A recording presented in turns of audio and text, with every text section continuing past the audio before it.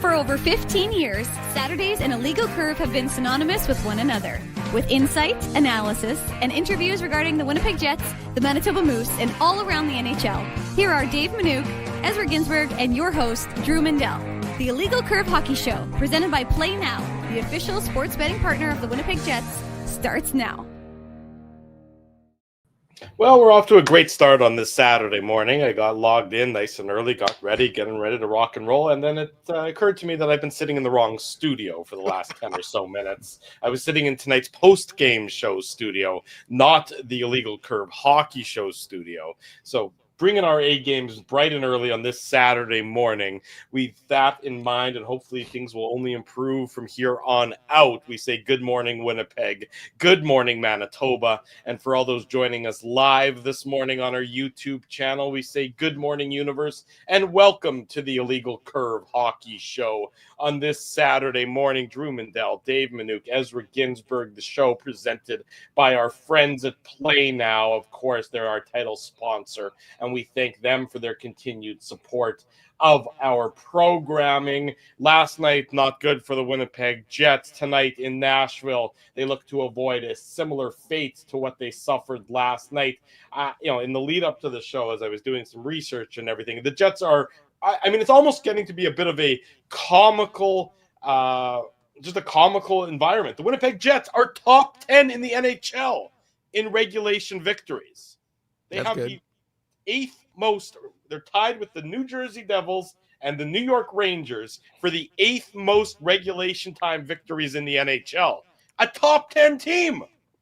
Fortunately, if you look at it from the other side of the perspective, they are also a bottom 10 team. They have the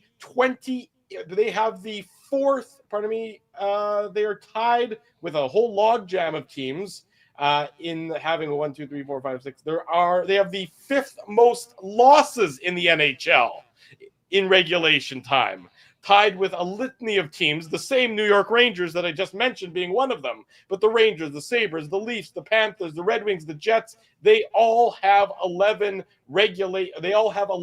losses on the season. And the Jets, of course, have all of those in regulation time, which puts them on a negative side of the ledger. So an interesting dichotomy, of course, that the Winnipeg Jets are, as we've talked about so often, and the lack of any loser points, casting a pall over this entire season thus far as the Winnipeg Jets continue to struggle. They are, what did you say, Dave? The 28th ranked team overall in the NHL. That was Ezzy. I think Ezzy said 26. I think they're at 25th or 26th right now, but not that it matters. It's so bunched up, but I think Spency's comment here, ironic that the lack of loser points is what makes us losers. That's actually a pretty good one, Spency. But it's just a wild situation that the Winnipeg Jets find themselves in. They play the bottom team in the entire NHL in terms of points earned. Calgary is now ahead of the Nashville Predators, even though the Predators, I believe, won last night in Chicago, if I'm not mistaken. So the Jets play the dead last team in the NHL later tonight as they look to arrest their losing ways. And a lot of their losing ways has to do with this. And this is courtesy of our buddy Connor Harabchuk. Bless his heart for doing the research and the work that I don't want to do. He came out with this last night. Gus Nyquist, 0 goals in 17 games played. Vlad Nemesnikov, 0 points in his last 11 games played. Jonathan Taves, 1 goal, 0 assists in his last 11 games played. I'm going to keep going because it's a long list. Nino Niederreiter, 1 goal in his last 11 games played. Cole Perfetti, 1 goal in his last 9 games played. Adam Lowry, 1 goal in his last 11 games played. Tanner Pearson, 1 goal in his last 18 games played. Cole Koepke, 0 goals in 16 games played. Morgan Barron, 0 goals, 0 points in his last 6 games played. And finally, Alex Iafallo, 2 goals in his last 15 games played. Nobody. Nobody's going to succeed. You're not going to succeed long term with that kind of production from the guys you're relying upon to be your secondary scoring. And that is really sums up the ills of the Winnipeg Jets over the last number of weeks is they cannot get a goal from anybody that's not named Scheifele, Connor, and Velarde. And yet... And Morrissey. Oh, and Morrissey. We're just looking at the forwards in that instance. But yes, you're right, Ezzy. It just continues to be the topic du jour, the subject matter du jour. The issue du jour of the Winnipeg Jets is an absolute absence of any secondary offense. Imagine if those guys were only contributing at, maybe 40% of what you'd expect rather than 0% of what you'd expect. Winnipeg Jets would be in a far better position than they are today. Yeah, good morning, boys. The problem with Connor's list is it's not one or two players. I didn't total them up, but that's what is that, 9 players that you listed, Drew?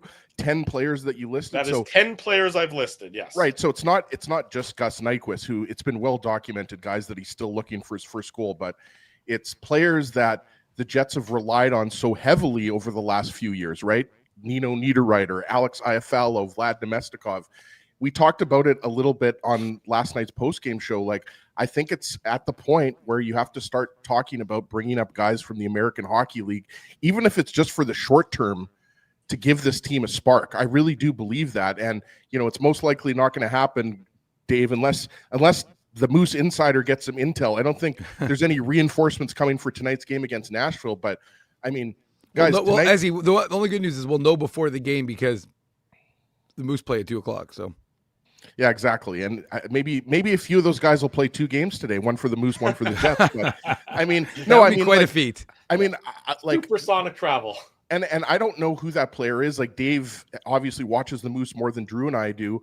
But I mean, the logical call-ups would be a Brad Lambert or Nikita Chibrikov. But Dave has talked a lot about Walker Duery. He's talked about David Gustafson. He's talked about Sam Fogamo. There's a lot of guys right now that are playing some good hockey for the Moose. Mm-hmm. And, I wonder if that happens, if not on this road trip, when the Jets get back home. But, as it stands right now, boys, like I just mentioned Nashville, you got to win these next 3 games. Like, these next 3 games, as far as I'm concerned, are must win, or you at the very least have to get points in all 3 of these games. You're not. It's not a very tough schedule. Even the Montreal Canadiens have been struggling a little bit as of late. They got off to a really hot start, and that Vegas as well, as Vegas. Well, I think Vegas lost 10 of 15. Right, and so to me, these next 3 games on this road trip are must-win games. It's not going to cut it to come back to Winnipeg having only won 2 of these 5 games. They've already lost the first 2. So not only do you have to beat Nashville tonight, you got to beat Buffalo and you got to beat Montreal, as far as I'm concerned, Dave, to start getting this thing back on the right track. Well, and you need the depth scoring. I mean, Drew documented it through Connor's work, and it's true. And we talked about it all show last night. I mean, you cannot have one-line scoring for your NHL hockey team and think, oh yeah, we're totally going to win all the games. Because the fact of the matter is, if you're a one-trick pony, what do you think the other teams are game planning against? They're game planning against those 3 guys, and they'll go heavy against those 3. And Scheifele, Velarde, and Connor are so talented offensively that they'll, even if you do game plan against them, can usually break through, as we've seen throughout the course of this run. But for the Jets to have so little production from lines 2 through 4, it's inexcusable. And what's happening is they're dropping like a stone. And the 9-3 Jets, again, we and we'll qualify it however folks want us to, indicating, of course, we recognize the schedule was easier, but they were missing some big key players. And what do we say? Well, you survived October, and now you've got Sandberg, Perfetti, and Lowry back, so your team should really only excel. Well, they haven't excelled. And obviously losing Connor Hellebuck, I think I was wrong. I think I said Leslie, I think in the chat tried to correct me, I think I said they have a win in the post-Connor Hellebuck era, but they're 0-4 in the post-Connor Hellebuck era. So I think I said they were 1-4, but they're 0-4. So Leslie, thank you for keeping me honest. But in last night's show, but look, it is we've talked about it. Connor Hellebuck is missing at least another 15-ish games. We don't know what it's going to be exactly, but the fact of the matter is you're not going to have Connor Hellebuck to be your saving grace. And Thomas Milch kept you in the game. It was a 1-1 game with 9 minutes to go in the third period, so you're not going to blame him.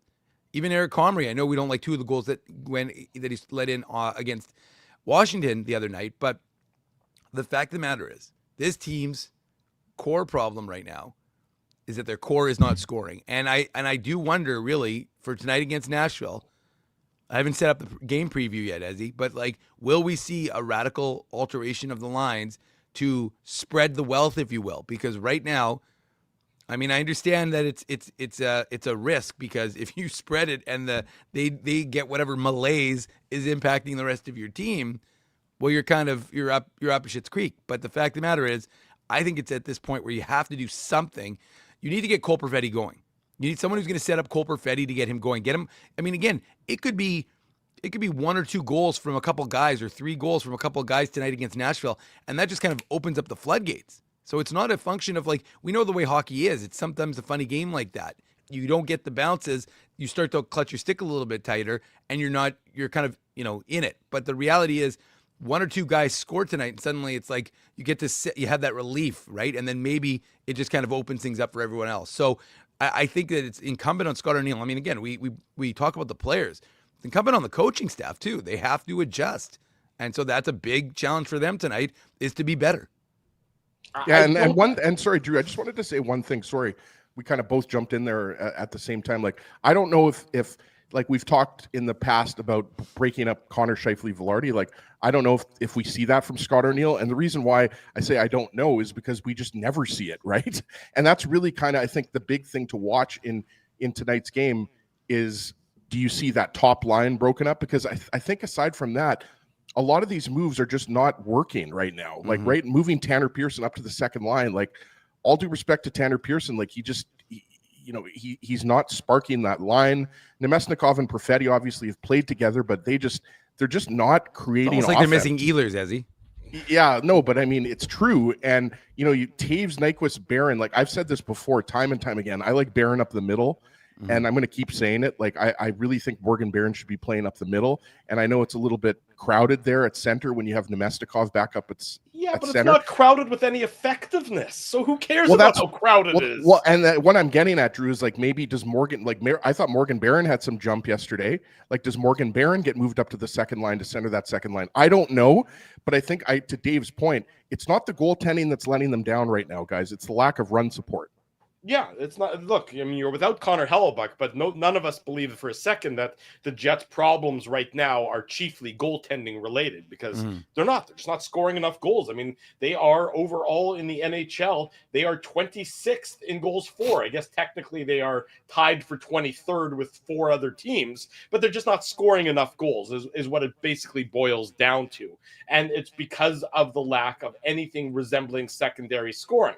So up the middle, you've tried all these different options to get a guy like Cole Perfetti going. You've tried, Vlad Nemesnikov recently in an effort to get him and Perfetti going. And Nemesnikov, of course, is ill-suited to be playing as high in your lineup as he is, but he's been ill-suited to doing that for the last number of years. The difference is you don't have a dynamic player in a Nikolai Ehlers to offset that the diminished returns from the Nemesnikov as your second line center. So I'm in favor of trying anything at this point in time. I'd be surprised if tonight is when they split up Connor, Scheifele, and Velarde to start the game, because it's the second half of a back-to-back. You wouldn't have had a chance. There's no skate today. You wouldn't have had a chance to sort of get them comfortable playing maybe with different line mates. So I'd be surprised if that's how this game starts. Now, if they struggle to begin the game tonight against Nashville, all bets are off the table. You could definitely see things of that nature happening. But I agree with you, Ezzy. Why not try Morgan Barron with Cole Perfetti? I mean, Morgan Barron right now on the wing next to Jonathan Toews is wasted.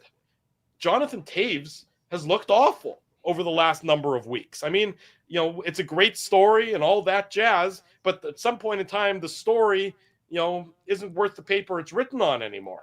And right now, that's where Jonathan Toews has been as of late. He needs to find a way to get it going, or he needs to be playing lower down in the lineup as he has been. But don't waste Morgan Barron, next to him in an effort to try and get Toews going. Get Morgan Barron up there. If you're throwing things at a wall, is what the Winnipeg Jets are doing as it relates to their bottom 9 forward group. You're throwing something at the wall because you're trying to make it stick. I don't blame Scott Arniel. I blame Kevin Cheveldayoff for giving Scott Arniel a bit of a flawed roster thus far this season with the lack of any secondary punch. But if you're throwing things at the wall, throw a Morgan Barron next to a Cole Perfetti and see if that generates anything. Because right now, Morgan Barron on the wing is playing the least impactful brand of hockey that he's played for most of this season. We've seen him be impactful, and that happens when he's up the middle. I think, guys, one of the big issues, if you kind of look at the 23 games at a macro level, right, you can say that the Jets looked like a more dangerous team when they had Perfetti out of the lineup and Lowry out of the lineup, and you had guys like Brad Lambert and Parker Ford and Cole Koepke in the lineup, right? Like, I'd like to see Cole Koepke back in the lineup tonight versus Nashville. Agreed wholeheartedly. I want to see Cole Koepke because he gives you energy. He's a little spark plug. He goes out there, he finishes checks. Mm-hmm. He's got good speed. Obviously, he can contribute on the PK as well, right, Dave? Yeah. But like, I agree. Like, at this point, if you're Arniel, like, I know we've still got a while before the game tonight, but he's got to be looking at his roster and saying, like, what do I have to do here to get these guys going? And that's why I say, like, at how long do we go here before we get some call-ups? Because if you keep losing here, you're just going to fall farther and farther out of the playoff picture. And luckily, the Western Conference is pretty bunched up. Not as bunched up as the Eastern Conference. The Jets are only 3 points back, and I think they might have a game in hand on Utah. Or the point is, the Jets, we're not at that panic button stage, guys. But we're at the point on this road trip where you just got to get wins. That's all there is to it. You got to get wins. You got to beat Nashville. You got to beat Buffalo. These are teams that you have to beat if you want to stay in the playoff picture. And I think what it ultimately comes down to, though, is that he's given this team a lot of latitude and a lot of reign to say, listen, you guys can try and get yourselves out of it. And they're not doing that. So let's be realistic. They're most likely not putting guys on waivers and making recalls. But so then the function becomes, what can you do? And like, again, Morgan Barron's a good story and he's been good up the middle. But I like the comment. I don't know. I think it was Drew highlighted it. Like, look, Kyle Connor, you're about to make $12 million a season. Maybe you can drive a line with that $12 million. Maybe you can get Cole Perfetti going. Or, I mean, let's be realistic. Cole Perfetti feeding Kyle Connor pucks. I mean, Cole Perfetti's a really good passer. So give that line, like, think about, again, I know that folks don't think Barron, but imagine Barron, Perfetti, and Connor. Sure. And then you have Scheifele, Velarde, and, I mean, obviously Scheifele has, I'm not going to say, I mean, Iafallo. I mean, think about it. Alex Iafallo went up and played on the first line. Iafallo's the guy I was going to say, Dave, that you move up to that top line. So I'm saying, so then you've got Iafallo with Scheifele and Velarde. Again, a trio that played together last year. I don't know how many minutes, Drew, but when Connor got injured, I mean, there was that presence. So you move Kyle Connor down to the second line, and he can help become, I mean, again, nobody's going to say Kyle Connor isn't a driver. So Kyle Connor could be a driver of that line and give it this, you got Barron who's got the size, can dig the pucks out. You got Perfetti who's got the passing efficiency, and then you got Kyle Connor who's a sniper. So give that line a shooter because Tanner Pearson isn't it. And he doesn't have the speed in order to kind of give himself that time and space. Remember, Pearson's okay if he's playing in the fourth line, on the fourth line, playing against the third D pairing. But when you're asking Tanner Pearson to go up against the first and second D pairing and the top lines of your opposition, it's more difficult. So you need to make it easier so you slide Tanner Pearson. I'd slide Tanner Pearson out. I put Cole Koepke in to give that fourth line a little more energy and a little more skating ability. And again, I'm not the coach, but I'm thinking that you have to drive, you have to get that set. The critical mass is for not the first line because we know they're scoring. It's that second line. And, Drew, you talk about the Jets being where they are in terms of goals for. This was the third highest goal scoring team in the NHL last year. Yeah. And it's not solely Nikolai Ehlers. Nikolai Ehlers had 20 goals last year? Something around there? Yeah, 20 to like 28 or something, maybe. Sure, 25. Yeah, but my point is that, again, he was not the primary driver of the goal scoring, and obviously it was still the top line. But the fact of the matter is that there were other guys who were contributing, and right now to have this many non-contributors, me personally, I think that's the easiest move. I'd move Barron up to the middle on the second line with Perfetti, and then I'd put Kyle Connor beside them. And I'd give them, I think that it gives you kind of the old ice hockey analogy, right, boys? Yeah. I'm not going to say the video game, you mean? Yeah. The old video game where you had the skinny guy, the medium guy, and then the bigger guy. And I'm not going to say who is who, but the fact of the matter is, who was your favorite guy, Dave, in that game? I kind of like the skinny guy who was fast. That was kind of like although I like the big guy if I was mad at my brother and then want to like crush his guys, then I'd use the fat guy. But then I'd use like a trio of fat guys just to break his spirit. But I just think that it's an interesting experiment. And again, like I said, it's a function of you need to get. It's not just a function of getting the three guys who are already going. Velarde scoring, Scheifele scoring, and Connor scoring. So it's not those three. You need to get the other 9 guys on this team scoring, and I think the only way you're going to do it is by breaking up that top line. I certainly don't disagree with you. I'd be surprised if it happens tonight for the reasons I outlined before. But if it doesn't happen, tonight, if you lose to Nashville tonight, then you absolutely almost have to tear it down to day one and try and figure things out because the status quo cannot hold. You cannot lose to Nashville tonight, go into Buffalo on Monday, and just expect to continue to do the same thing. It's just not realistic. That's, to me, a coach who would be bereft of answers. And I don't lay the blame for this largely on Scott Arniel. I really don't. I think that he is still trying to extricate as much as he can from this roster that he's been given that has got some flaws in it. And I've talked about that for the last couple of weeks, that the Jets and Kevin Cheveldayoff and as an organization, they really leaned in on the veteran presence, acknowledging that they were going to take a step back in terms of the speed, that they weren't going to be as fast. Now, did they expect to be as slow as they are? That I'd be surprised about. I don't think they necessarily expected to be the 32nd team dead last in terms of their on-ice speed. I think they thought they'd be in the bottom third of the league. But if that's the case, you need to find your guys who can play fast and lean on them. I mean, play fast and play effective. I'm not saying, Rasmus Kupari, a guy who was fast but didn't really do much, would have been the solution to this. But Morgan Barron is a guy who can play with some speed. Okay, lean on him. Give him more of an opportunity. Give him more of that ice time, because it's not like the guys who are around him in the lineup are doing anything with that ice time. So get at least a little bit of a different dynamic. That's what you need. I want to see something that just doesn't look like plodding line after plodding line after plodding line after plodding line. That's what we've seen. The Jets are a plodding team, and not a plodding team, but a plodding team. Well, the wordsmith thing is evident, Drew. Thank you. Anyways, sorry, Ezzy. That's just where I'm at with regard to this Winnipeg Jets team. It's time to do things different than they've been doing so far. Right. As Einstein said, the definition of insanity is what? Doing the same thing over and over again. I thought it was watching the Illegal Curve hockey show every Saturday morning. Or being on it. I'm not gonna judge the people who watch this show. I'm gonna judge the three of us who are on it every Saturday. Well, even though Drew and Einstein went to school together, after no, I had to get that in there. But no, I think for tonight's game against Nashville, guys, like, to me, this is going to be a grinded out win. Like, I could see tonight's game being like, the Jets need to bear down here and get some greasy goals. Like, I don't think tonight is going to be. I mean, look, we might see some nice goals. I'm not necessarily saying that. I'm just saying, like, against Nashville, second game of a back-to-back. You've lost 4 games in a row here. Both teams on the back-to-back, though. For the record, it's not like Nashville's been sitting at home. Did Nashville play at home? No, Nashville did play on the road, Chicago. right?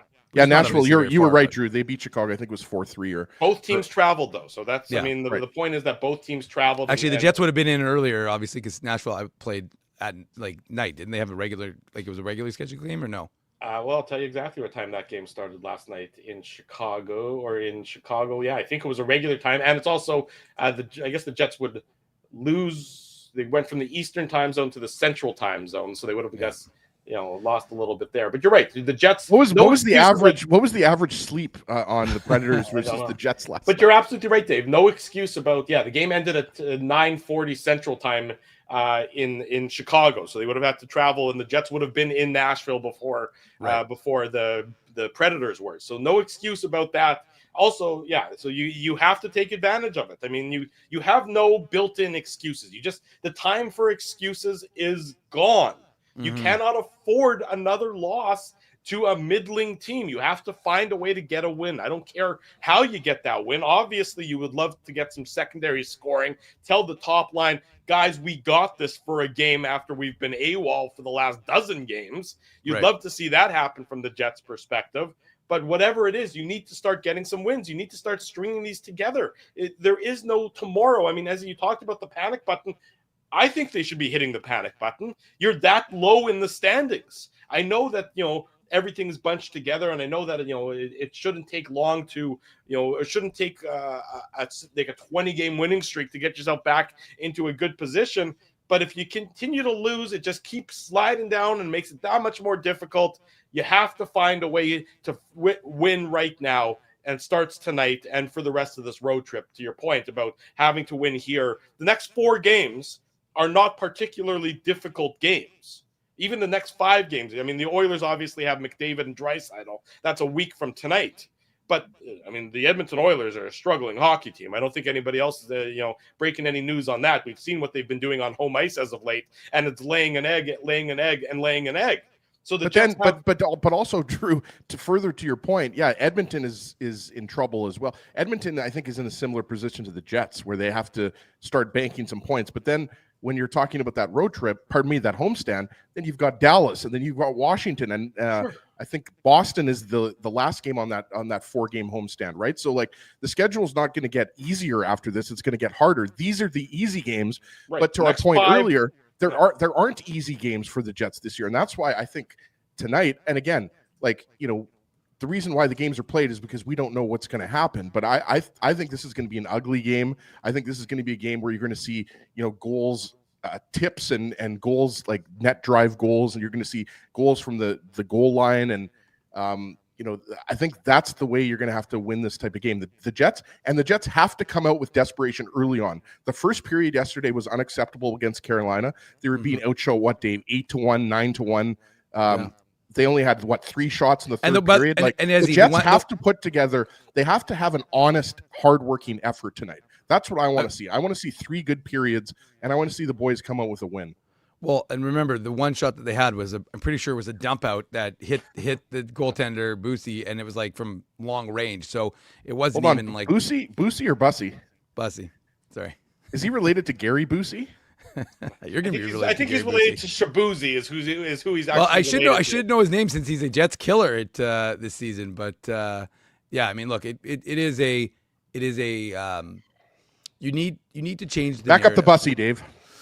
Well, right now you're driving the Bussy over me right now, Ezzy. But the fact of the matter is that you've got a team that is. I mean, of course, the best is going to be by next Saturday when the Jets have won 4 straight games and everybody's planning the parade again. Well, then we'll give them the praise. Which is it's always my fight. That's my exactly favorite. What's going to happen. Yeah, there's no question, and it always is funny. Like when it is always funny though. Like how it's like the sky is falling, and then they put together 3 ruins, and you're like, oh, they're back to who they are. But ultimately. Right now, I mean, look, you can get wins in mysterious ways, if you will. But the fact is that this team, right now, the biggest problem is their inability to score, says Captain Obvious. And so that until they address that, and sure, you're playing weaker teams, so you might be able to just kind of keep things together and say, oh, well, we just needed to kind of get them a chance to break through, and then they could break through tonight against Nashville and then against Buffalo. But if they don't, I guess the thing I will be curious about, if they stick with the lines, maybe with a small adjustment, Drew, is whether they'll how quickly he'll go to the blender if they stick with the lines and then if they don't start generating, they're not able to generate. Yeah, and I think that's a very valid point you make about the blender, because I'm sure he's got an itchy trigger finger, Scott Arneal, as he should, because there's no reason to continue to roll out the same non-producing 3 lines behind the Scheifele, Velarde, and Connor line. Right. They just, you have to try and figure things out that are different, because those lines just haven't produced. I wonder if he switches. I wouldn't be surprised if he switches up, whatever you want to call lines 2, 3, and 4 at the start of the game, and then maybe the nuclear option, if you will, is splitting up Connor, Scheifele, Velarde to try and get things going if it's not going to start. We go commercial free through hour number 1 and welcome Christian Aumell from 680 CJOB Power 97 to the Illegal Curve Hockey Show to talk about the Winnipeg Jets, the struggles as of late in action tonight against the Predators, a game you can hear, of course, on the local radio dials of 680 on the AM, 97.5 on the FM. Christian, good morning. Thanks so much for joining us. How are things? Well, other than the fact that one of our dogs got up at 6:30 and peed on the rug, and I cleaned that up and couldn't fall back to sleep, everything's great. Well, I mean, it could have been worse. I mean, I wasn't really. Hey, sure we have to deal with Ezzy peeing on the rug, so that's you should. True, exactly. A dog is a little more understandable. And honestly, I wasn't sure where you were. That dog was going to have peed at 6:30 in the morning, but rug is, that's at least it's reasonable the rug dog in the behavior. hallway that she frequents, so it's been sullied before. So, yeah. I mean, and some people would think 6:30. That's not that early. For me, it is. So. Well, I got to tell you, when you were complaining about 6:30, the first thought that came to my mind is that's not that early. Kids. Yeah, I know you don't have kids. I mean, I get it. And as soon as you do, you would realize, 6:30, that's not bad. I got a good night's sleep. Yeah. Well, someday. One day soon. Anyways, Christian, thanks so much for joining us, dog notwithstanding. Obviously, like everybody in the city seems to be talking about the Winnipeg Jets, their struggles, the lack or absence completely of secondary scoring for this team. If you were Scott or Neal, if you were sort of devising the lines necessary to get this Jets team out of their doldrums, how would you sort of line the forward group up? What do you want to see maybe to try and generate the offense that has been so absent from the Winnipeg Jets as of late? Well, part of it is a fear that there is no solution and that it's just a talent problem. That has to be not part of Scott or Neal's thought process. It can be part of our thought process and wonder, wait a second, are these guys actually good enough? But I look at the splitting up of the top line, which has kind of been like a third rail thing since Mark Scheifele and Kyle Connor became part of it with Blake Wheeler years ago, right? It was always that three were kind of the untouchables, even though they did barely break even at 5-on-5 and sometimes didn't break even at 5-on-5. And now we look at this year's team and the top line's doing well and no one else is. So you look at the scoring droughts for everybody and just imagine if Nemestikov and Biron didn't have all those goals at the start of the year, what the secondary scoring would be for this team. I think I would like to see Biron in the middle of line 2. And I think I want to see Perfetti on one wing and Niederreiter on the other if we're going to keep the top line together. I think I'd like to see that as an option. And then the third and fourth lines, you almost have to wonder if there is a combination for those groupings, right? The Lowry line, its priority has to just be, all right, defense. And analytically, the last couple of games with Niederreiter and I follow, it hasn't been good at all. And I look at Taves and just, we're seeing that, okay, this is a guy that hasn't played in 2 years and is 37, and there were some nice moments to start the season, but his ceiling is probably as a 4C on this hockey team. So if we're keeping the top line together, that's what you do. If you're not keeping the top line together and you're looking for Scheifele and Velarde to each drive their own thing, do you try Velarde in the middle of a line? Because he has experience as a center. Do you try that? And just because why not try stuff, right? You keep trying, let's move, let's shuffle the deck chairs in a windstorm. Cool, great. It's not it hasn't obviously borne any kind of fruit these last few games. So I think I'd like to see Scheifele and Connor split up, just for now at least. Whether Velarde sticks with one of them, sure. But if you do like a Perfetti, Scheifele, Niederreiter, maybe Connor, Biron, Velarde as a top six just to try, or Connor, Lowry, Velarde, something like that, just to throw it at the wall and see what happens. Now, I don't know if we're going to get anything crazy tonight because it is a back-to-back. And this was a point that Dwayne Golowichuk made on our post-game show last night. If you're going to make big changes, if you're going to bench somebody, for instance, too, you want to do that on an off day so you have a chance to talk with them and kind of work through things as opposed to just doing it the next day. But I don't know. I'm ready for drastic stuff. I don't know about you guys. Yeah, no, I think, Christian, now is the time, considering how badly the secondary scoring has struggled. Like we're not talking about 2 or 3 games here. We're talking about, like 10 to a dozen games here where the secondary scoring, there's no shortage of players who are struggling right now. I wanted to switch a little bit though to some positive news from last night's game. And I'm sure that this was talked about a lot on the CJOB post-game show. Thomas Milic was, I thought, really impressive in last night's game. Obviously, it falls apart a little bit. And if you look at his numbers, like I think his save percentage was .882 at the end of the game. Like, I don't think that really does him justice. It's the last couple goals that were scored that ruins those numbers. He had only allowed 1 goal going into the third period, and he made some big saves. What was your overall impression of Milic? Because obviously that's not an easy position to come into. Jets have lost 3 games in a row. You're facing a Stanley Cup contender. I thought he was great, especially considering the team in front of him didn't seem like they cared about playing for him last night. So Milic gave them an opportunity to win this hockey game, right? That's all you can ask against a Carolina team that peppers the net, right? They doubled Winnipeg in shots through 2 periods. The shot attempts were woefully in Carolina's favor.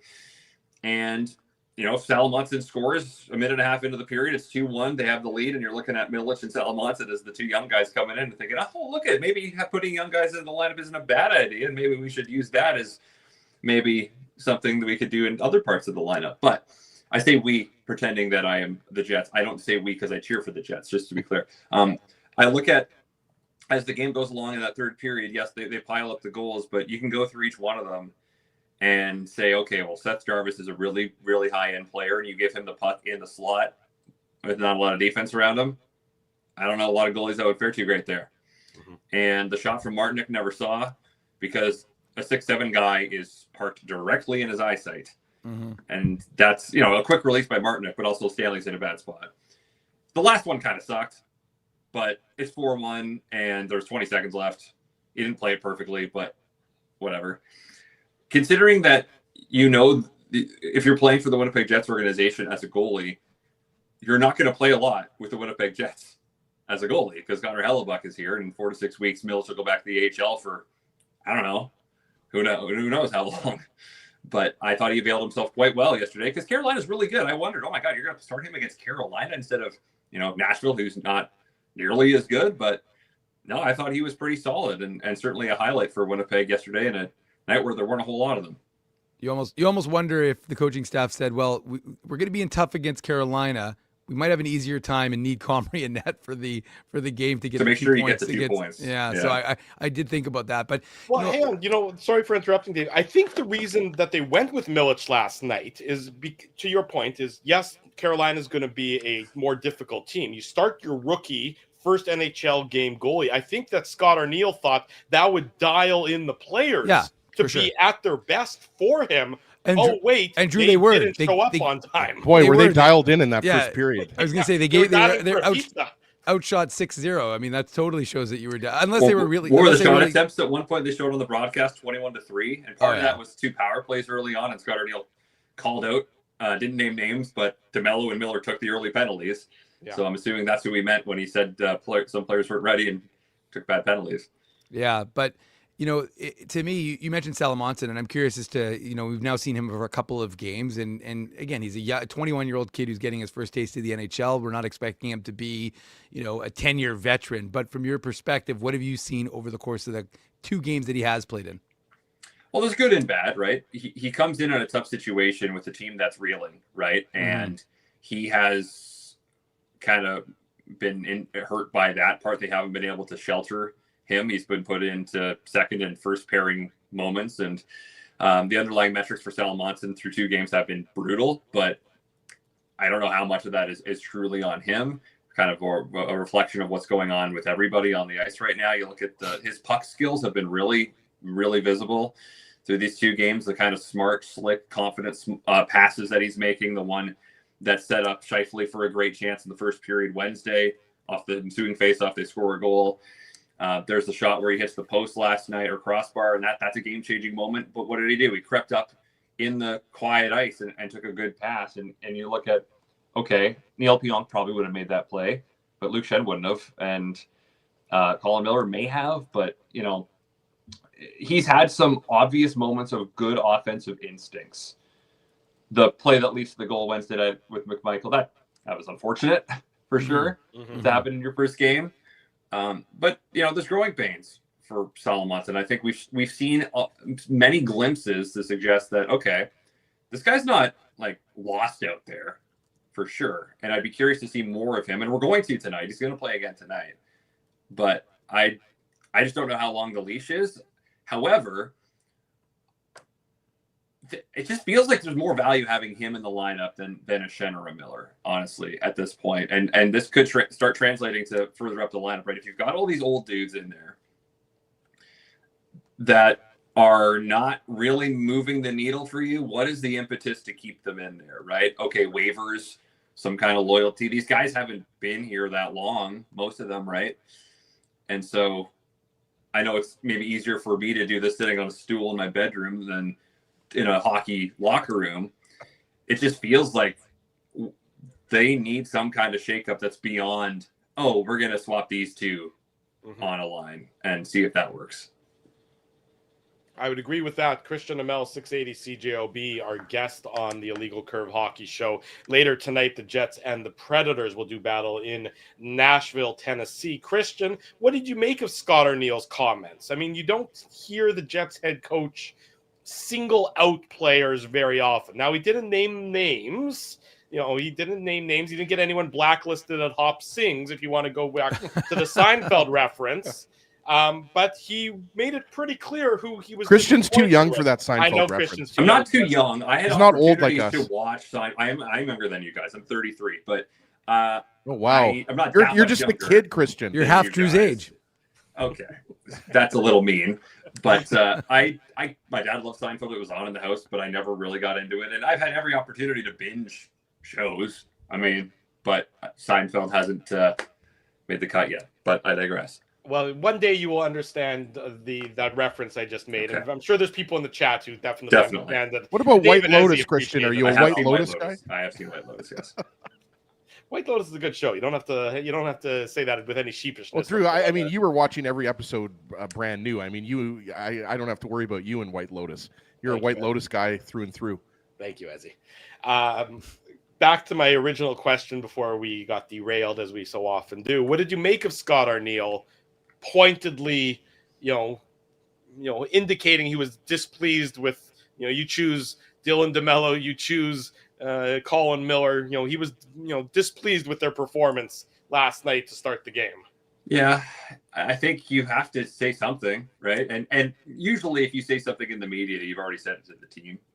But sometimes you don't. Sometimes you decide, okay, well, what I'm saying doesn't get through.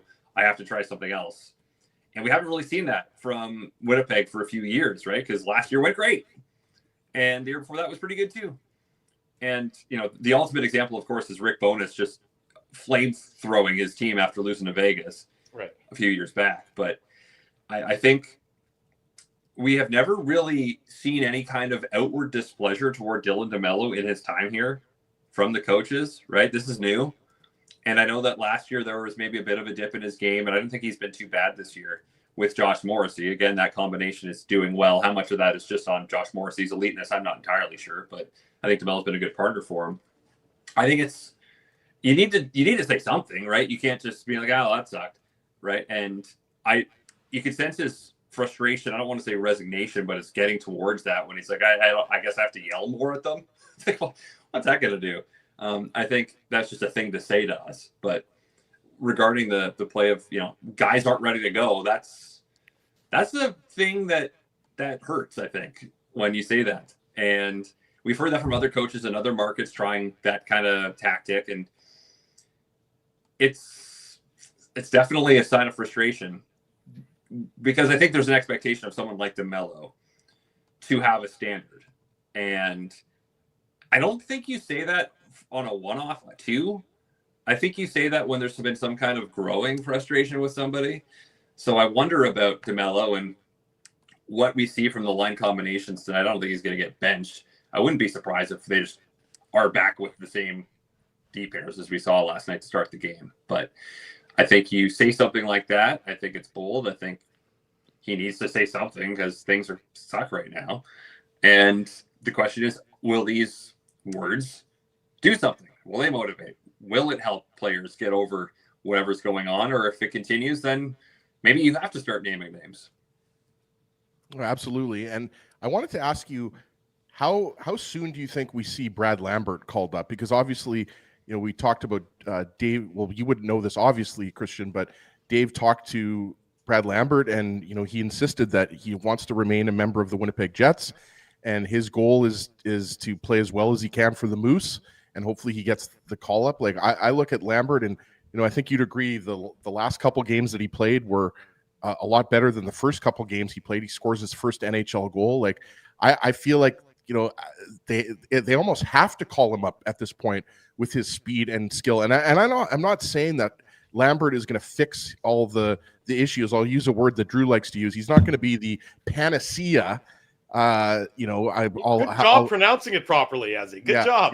Yeah. I can pronounce pancreas as well, but he's not going to be the panacea for all the Jets' problems here. But I mean, not just Brad Lambert, Christian, but at what point do you have to start looking to the farm club, who's playing so well right now? What have they won? 7 of their last 8, Dave. Mm-hmm. Like, there's no shortage of guys that you could call on to just give this team a boost. Like, that's why I said, sorry, Christian, I'm going on a rant here, but okay, that's why I said, get Cole Koepke back in the lineup. Like, I feel like this team is missing a spark, and it's not just on 1 or 2 lines. It's just in general. It just seems like, this team needs an infusion of something. And with Lambert, he brings youth and speed. First of all, you implied that I didn't know that Dave Minuk talked to Brad Lambert. I did know that Dave Minuk talked to Brad Lambert. You think I don't follow you guys? I do follow you guys. I do know what's up. And I saw that he talked to Brad Lambert, and Lambert expressed a desire to play for the Winnipeg Jets. I saw that. So how dare you, first of all. I'm sorry. I'll leave the show now. Please. Yeah, might be better. Well, I'll leave that up to you guys. But I think that it's probably not going to happen on this road trip. I think they wait till they get back from this road trip because it's very hectic right now. They're going all over the place. But I agree that Lambert's got to come in soon because you're right. I don't think he's going to be the fix-all, but something, man. They're slow. They're old. Get some youth in there, get some speed in there. And I don't think on the 4th line. Brad Lambert's not a 4th line player. Putting him on the 4th line is not setting him up to succeed. And I like that he's getting minutes at the Moose. Playing is way better than being in the press box for the Jets. But nobody's doing anything in the bottom 9 right now. Second line, there is no second line, right? There's a 3A, a 3B, and a 3C. Maybe even only 2 3s and a 4. I don't know. So put Brad Lambert in there on the second line, on the wing, pick some players. Maybe it's Perfetti and Biron. Have 3 guys that are in their early to mid 20s on a line. See how that goes. Because having 3 guys in their early to mid 30s hasn't really worked out over the last few weeks. So I think that's something that needs to happen, and put them with some players that maybe match his skill set as opposed to being on the 4th line. So you're Kevin Cheveldayoff. It's approaching the trade deadline, and you're looking at this team and you're thinking to yourself, look, we've basically got this window. It's a 3-year window, whatever, 4-year window with the players that we've signed at this age kind of range. Are you looking at this group, Christian, and you're saying, well, hey, we're just a piece away from making a big run? Or are you looking at this and you're thinking, we might have to eat it this year because, and I know that's asking you to future cast because that's months down the line, but I'm just saying from right now, the way things are looking, it's kind of hard to envision that, first of all, this was the same team that won the President's Trophy last year, but also that this is a team that's going to give, like, could you imagine this team against Colorado? You still haven't played Colorado. That's right. We haven't seen them play Colorado. I don't think that would go very well at all. I think it would be reminiscent of the playoffs a couple years ago, seeing what would happen against Colorado right now. I mean, it's tough to future cast because right now we are looking through the lenses of how bad they are right now. Yeah, of course. And I can't imagine they just keep losing at 70% of their games for the next 2.5 months. That seems wild that would happen. So you're anticipating a bit of a turnaround, but then when you're future casting, what causes that turnaround? And is what causes that turnaround mean that Chevy doesn't have to do as much or has to do more, right? So I guess that's why you're asking me to future cast what's going to happen. I don't think they're a piece away, first of all. I think it's more than that for this team. I think I look at around the lineup, and I'm not looking at, if they just had that. Like in the years past, we'd say, if they just had like a better second line center, right? That's always been the thing for years. That would obviously help right now, but 25 teams would probably love another center too. So there's not really a lot out there unless you want to see what Ryan O'Reilly would cost out of Nashville, because they're no good, but also suddenly not that far behind Winnipeg in the standings heading into tonight's game. I don't know. There's something missing beyond just a player, and I just don't know if I feel bad saying they're just too old, because they are the oldest team, but they also have veterans that care and should want more out of this and should be able to rise to the occasion. But that's talking intangibles here, and the underlying metrics have not painted a rosy picture of this team for the bulk of the season so far. I mean, Gustav Nyquist, maybe we have to accept that what he showed last year, that's who he is now. Mm-hmm. And yeah, he's had moments. He hasn't scored. We're a quarter of the season, and he's played. Yeah, he hadn't played every game, but he hasn't scored yet, right? And he's been on the second power play unit. Yeah, and last year, oh my God, he stopped scoring. I wonder if that's an anomaly. Maybe it's not. Maybe it's at the point of his career at 36 where he's not scoring anymore. He won't be scoring much anymore, right? And Jonathan Taves, 37 years old, great hometown story. He scores a few goals early on. Awesome. He hasn't looked good at all the last little while. And Perfetti last night was at the net a lot. The puck just wasn't going his way, right? He was in and around it. He was doing things that were positive. The breakaway wasn't a great attempt on Bussy there, but he was doing a lot, I thought. The top line and Perfetti, it looked like they were trying to make a difference offensively, and there wasn't a lot out there beyond that I thought was threatening to make any kind of difference. So yeah, I think I'm legitimately worried about the ability here and how much it would actually take to get them back into a spot where they're not just in the playoffs, but able to give Colorado a test. Because right now, I don't think it'd be pretty. To me, Christian Aumell, 680 CJOB, Power 97. He's our guest on the Illegal Curve hockey show this morning. To me, Adam Lowry and his lack of performance as of late has been most surprising to me. Because Adam Lowry, usually you say he's noticeable. Usually you say, and I said this last night on our post-game show, that the opponents at least know when he's on the ice. He might not be getting you a goal because he's not a goal scorer. He's not a point driver necessarily, but he's noticeable when he's on the ice. To me, as of late, we haven't been seeing that version of Adam Lowry. What are you seeing when you watch Adam Lowry play as the Jets have been in the midst of these doldrums? I don't see much, but I think we have to remember too that he had major hip surgery right in the offseason, and I don't think it's fair to expect that just because he's healthy enough to play that he's going to be all he can be right away, right? And maybe in a month we look back and be like, when they had to incorporate 5 guys all coming off injury in a week and a half, they stumbled and then they got better, right? Maybe that's what happens. But I think Lowry, for what we're expecting from him, yeah, I do think that his coming off of a pretty serious surgery is part of the story. I don't think we can overlook that. And how it can, now you're playing a lot, maybe that'll help just get back in better game shape. Because, you can practice, you can skate at Hockey for All Center for a month and a half on your own, but you have to play games. And he finally is. And it still hasn't been that long since he came back. It's been a few weeks, I understand, but I'm willing to give him a bit of grace on this because of the nature of his surgery. They need him to be more, for sure. They need him to be better defensively with whoever he's put with. And once in a while, they'll be able to pitch in. He's not a great finisher. He always gets a few breakaways every year that he doesn't score on. But the reality is he has to be the crux of a shutdown line. And the Jets, they got these 3 lines that aren't scoring, but also really aren't shutting down a lot. Mm-hmm. So that's got to be his bread and butter beyond scoring. Maybe he'll get there with a little more time to recover from his surgery. But yeah, right now it's not super great. Christian, we talked about Elias Salomonsson earlier, hitting the crossbar. The Jets could have gone up 2-1 in the third period there. $64,000 question for you here. When Neal Pionk comes back, we don't expect him to be back tonight against Nashville. I mean, it might happen, but we're not necessarily expecting it. Noir Neal said yesterday he's not going to play today. Okay, so I didn't know that. So thank you for providing that update for everyone. So Neal Pionk's not going to play tonight, but let's assume that he is going to come back either versus Buffalo or Montreal. He's going to come back soon. He is day-to-day, right? Mm-hmm. When he comes back, does Elias Salomonsson stay in the lineup? I'd like to see it, personally. I'd like to see him stay on the blue line with Stanley at the very least. I think he should play. I think he's ready.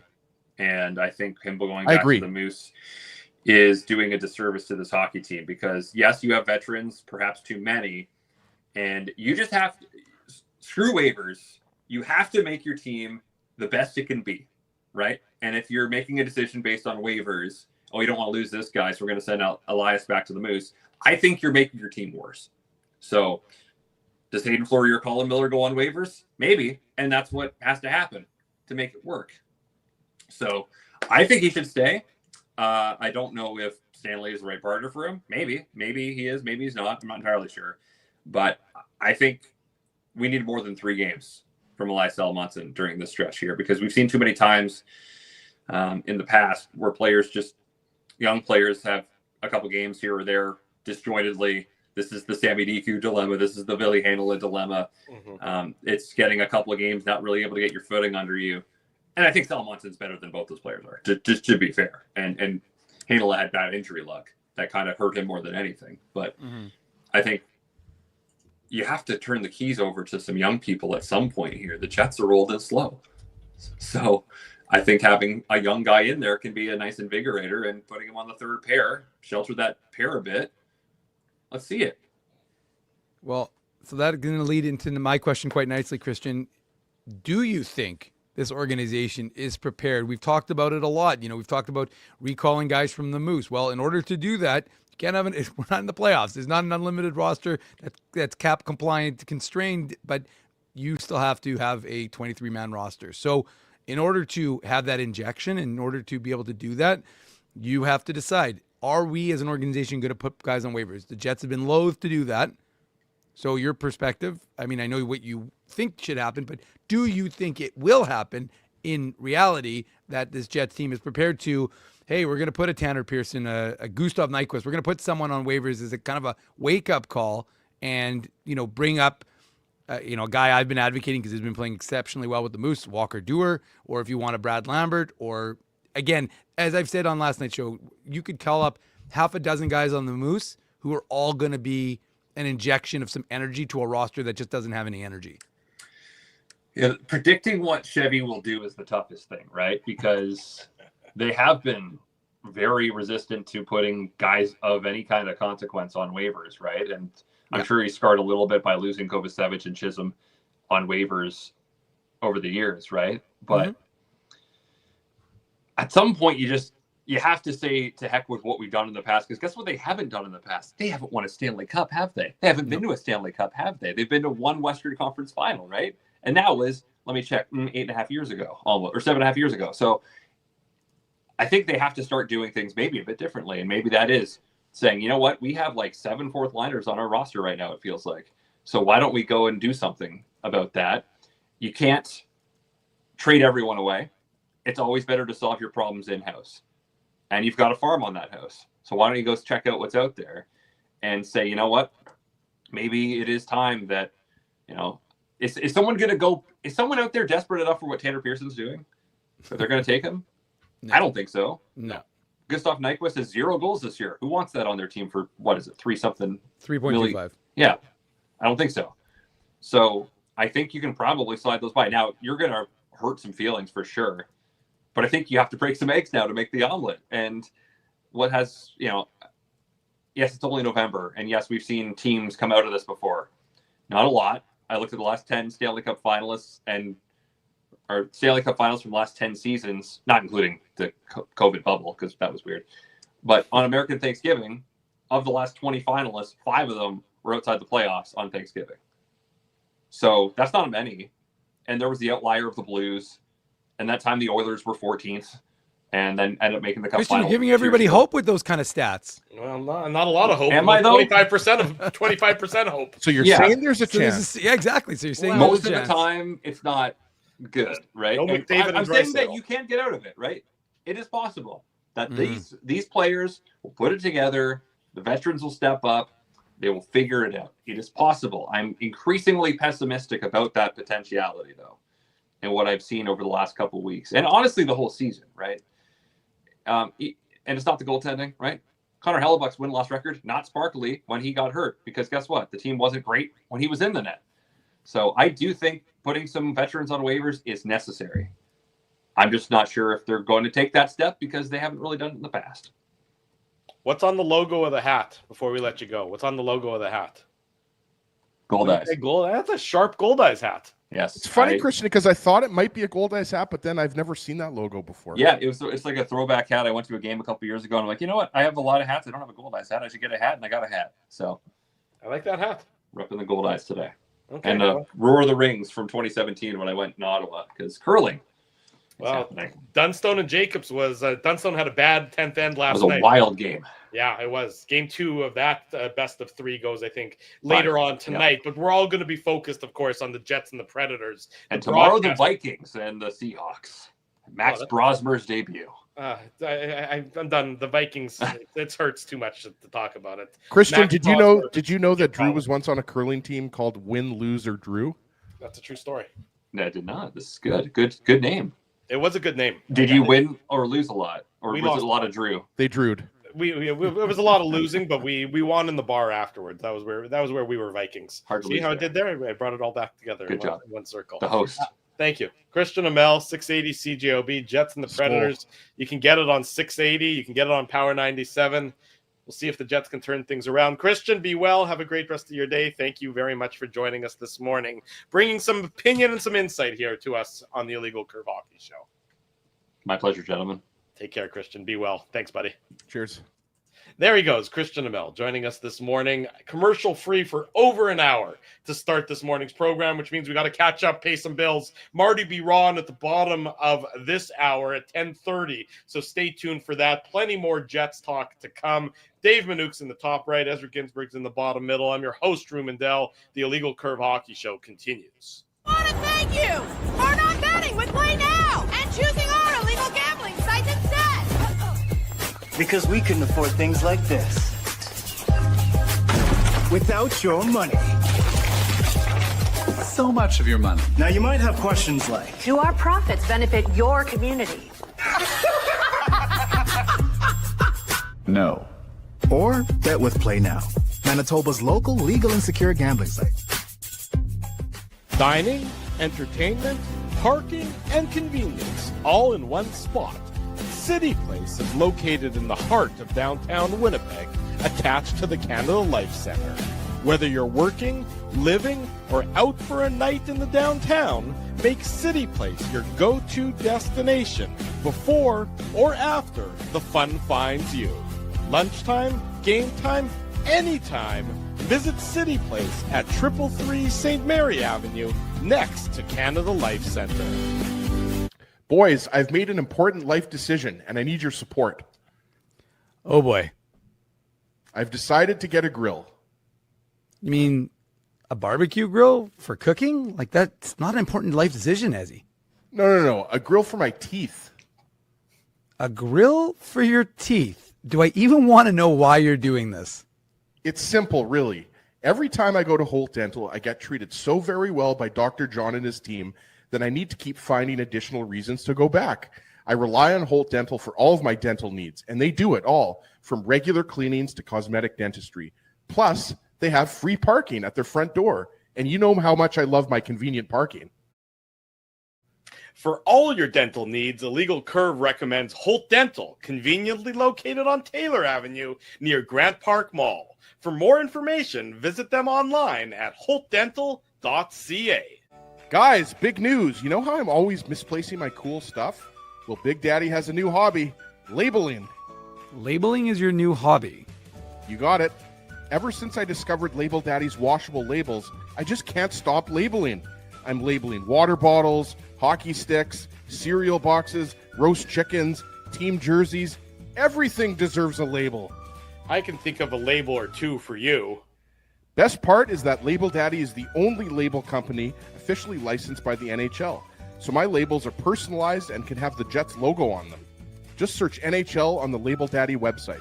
For almost 2 decades, Label Daddy has been helping people to not lose their stuff.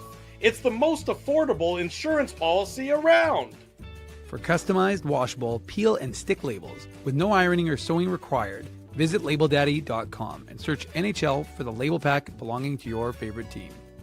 For over 40 years, Rumors Restaurant and Comedy Club has been Winnipeg's home for stand-up comedy.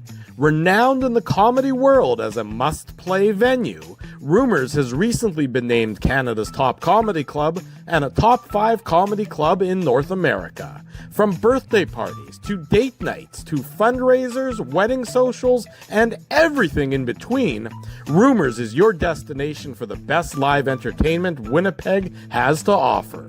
For information on upcoming shows, Rumors' incredible promotions, and to purchase show tickets, visit rumorscomedyclub.com. At Boston Pizza, a fast lunch doesn't have to mean fast food.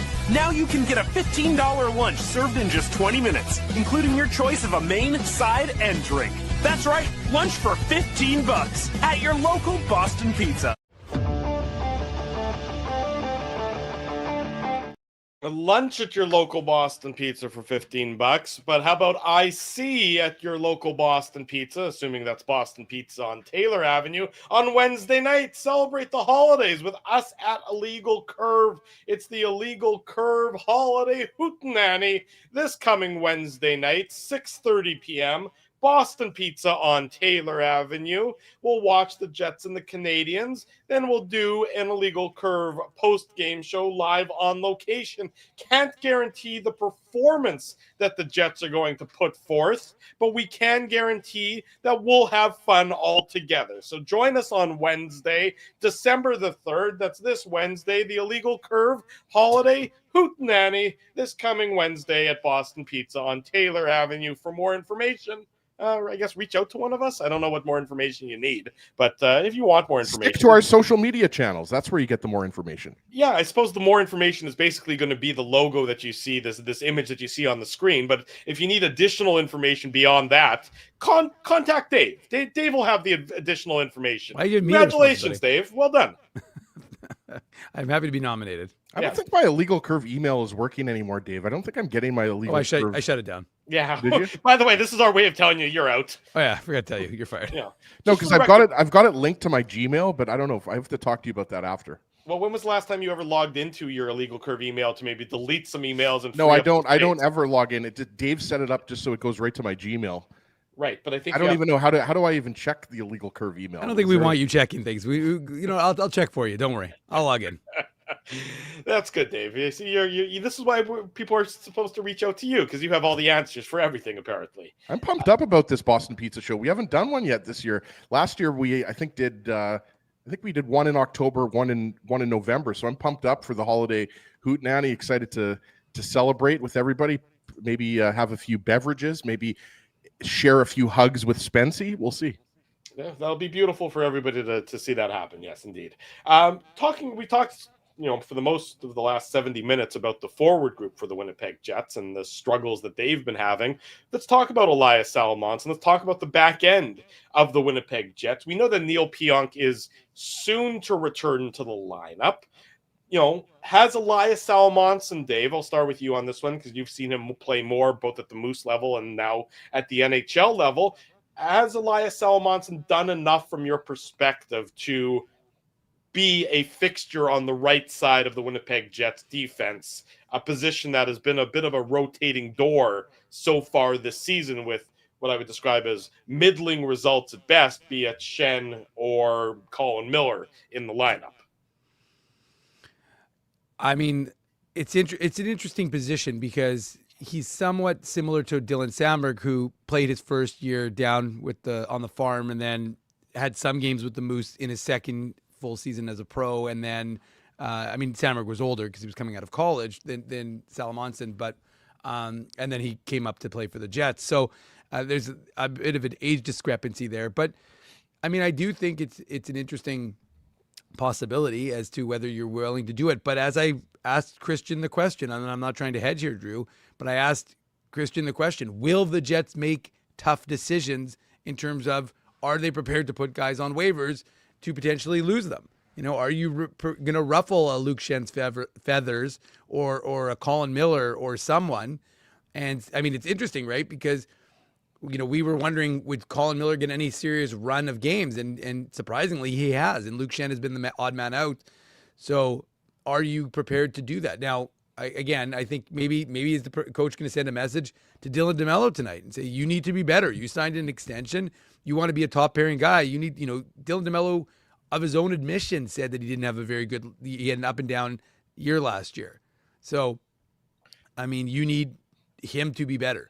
I mean, the expectation, sorry for interrupting quickly for a second, the expectation over the course of Dylan DeMello's contract extension is that Salomonsson will eventually play higher up in the lineup and that DeMello will play lower down in the lineup. That's the hope from the Winnipeg Jets perspective, is that there's a natural sort of switch between those two players. Pionk will probably remain, you know, with Samberg for the foreseeable future, but that's the expectation on the for the entirety of the 7 years. Well, for Pionk, yes, that would be ideal. I mean, and that's where the Jets sort of think that they want to be with regard to Salomonsson and DeMello and their future casting of both of their roles. Right. But I mean, at the end of the bottom line, as Doug says, if hockey truly is a business, you shouldn't care about ruffling feathers. But more than that, if you're interested in winning, then you need to ice the best roster to win hockey games, regardless of if this guy is making the league minimum and the other guy's making $3 million. And well, and also, Dave, like, you know, playing Elias Salomonsson over Colin Miller or Luke Schenn is not. It's not like you're mistreating these guys. Like, these are depth defensemen, right? And like Luke Schenn, he's played over 1,000 games. What does he have? 1 Stanley Cup, or I think he's got 2 Stanley Cups with Tampa Bay. Actually, like, he's had a great career. Everybody respects Luke Schenn, but he's not playing well. And that's why Colin Miller is playing over Schenn right now, right, Dave? Mm-hmm. So I think you got to give Elias Salomonsson some more games when Pionk comes back. Like, obviously, it depends on how he plays. But I thought yesterday, like, did he not look like a guy who should remain in this lineup? I think he's the kind of player. And again, I understand the underlying, but I mean, you tell me the underlying metrics that looked good for any of the Jets last night, right? I mean, they weren't good. The team didn't play particularly well, which, again, is somewhat of a testament to the fact that Thomas Milic had a hell of a good game, given the fact that it was 1-1 with 10 minutes to go or less than 10 minutes to go in the third period. But, I mean, I just think that you just see a lot of the stuff that he does. You see the kill plays in the defensive zone. You see the good stretch passes. You see the short, confident passes where he's under pressure and he makes a good outlet pass. Like, I mean, Elias Salomonsson is a very, again, I've been a broken record on this. He's a right shot Dylan Samberg with a little bit more bite. He's not playing as aggressive as we're used to seeing him, but he can play with a little bit of bite to his game. So, I mean, like, is he going to be that at that level yet? No, but I mean, I've had people tell me who cover the AHL and are as grounded in hockey as they are as anybody else, and they say this kid is going to be a stud. So, am I surprised that he's you know, up there and he's looking good? And again, like, there are going to be periods of time because he's gone up a huge level of talent against what he's facing, right? He's used to facing guys in the AHL. Well, the NHL is a much different game, and there's still chaos, but it's not as chaotic as an American Hockey League game. But he can skate, Dave. Like, that's the thing. Absolutely. Elias Salomonsson is a great skater, and I agree with you. There are similarities between Samberg and Salomonsson's game. And to Drew's point, I think they think his ceiling is top 4 defensemen. So whether that's playing with Josh Morrissey or Dylan Samberg, like, the Jets organization, you know this, Dave, they think Salomonsson a couple years from now can be that guy. But we're talking about right now. And if you think he can be that 2 years from now, why do you have to necessarily send him right back to the AHL when Neal Pionk is back? Like, I think it's time, learn from some of your past mistakes about failing to develop some defensemen, i.e. Ville Heinola. Learn from some of those mistakes and give Salomonsson a few games at least.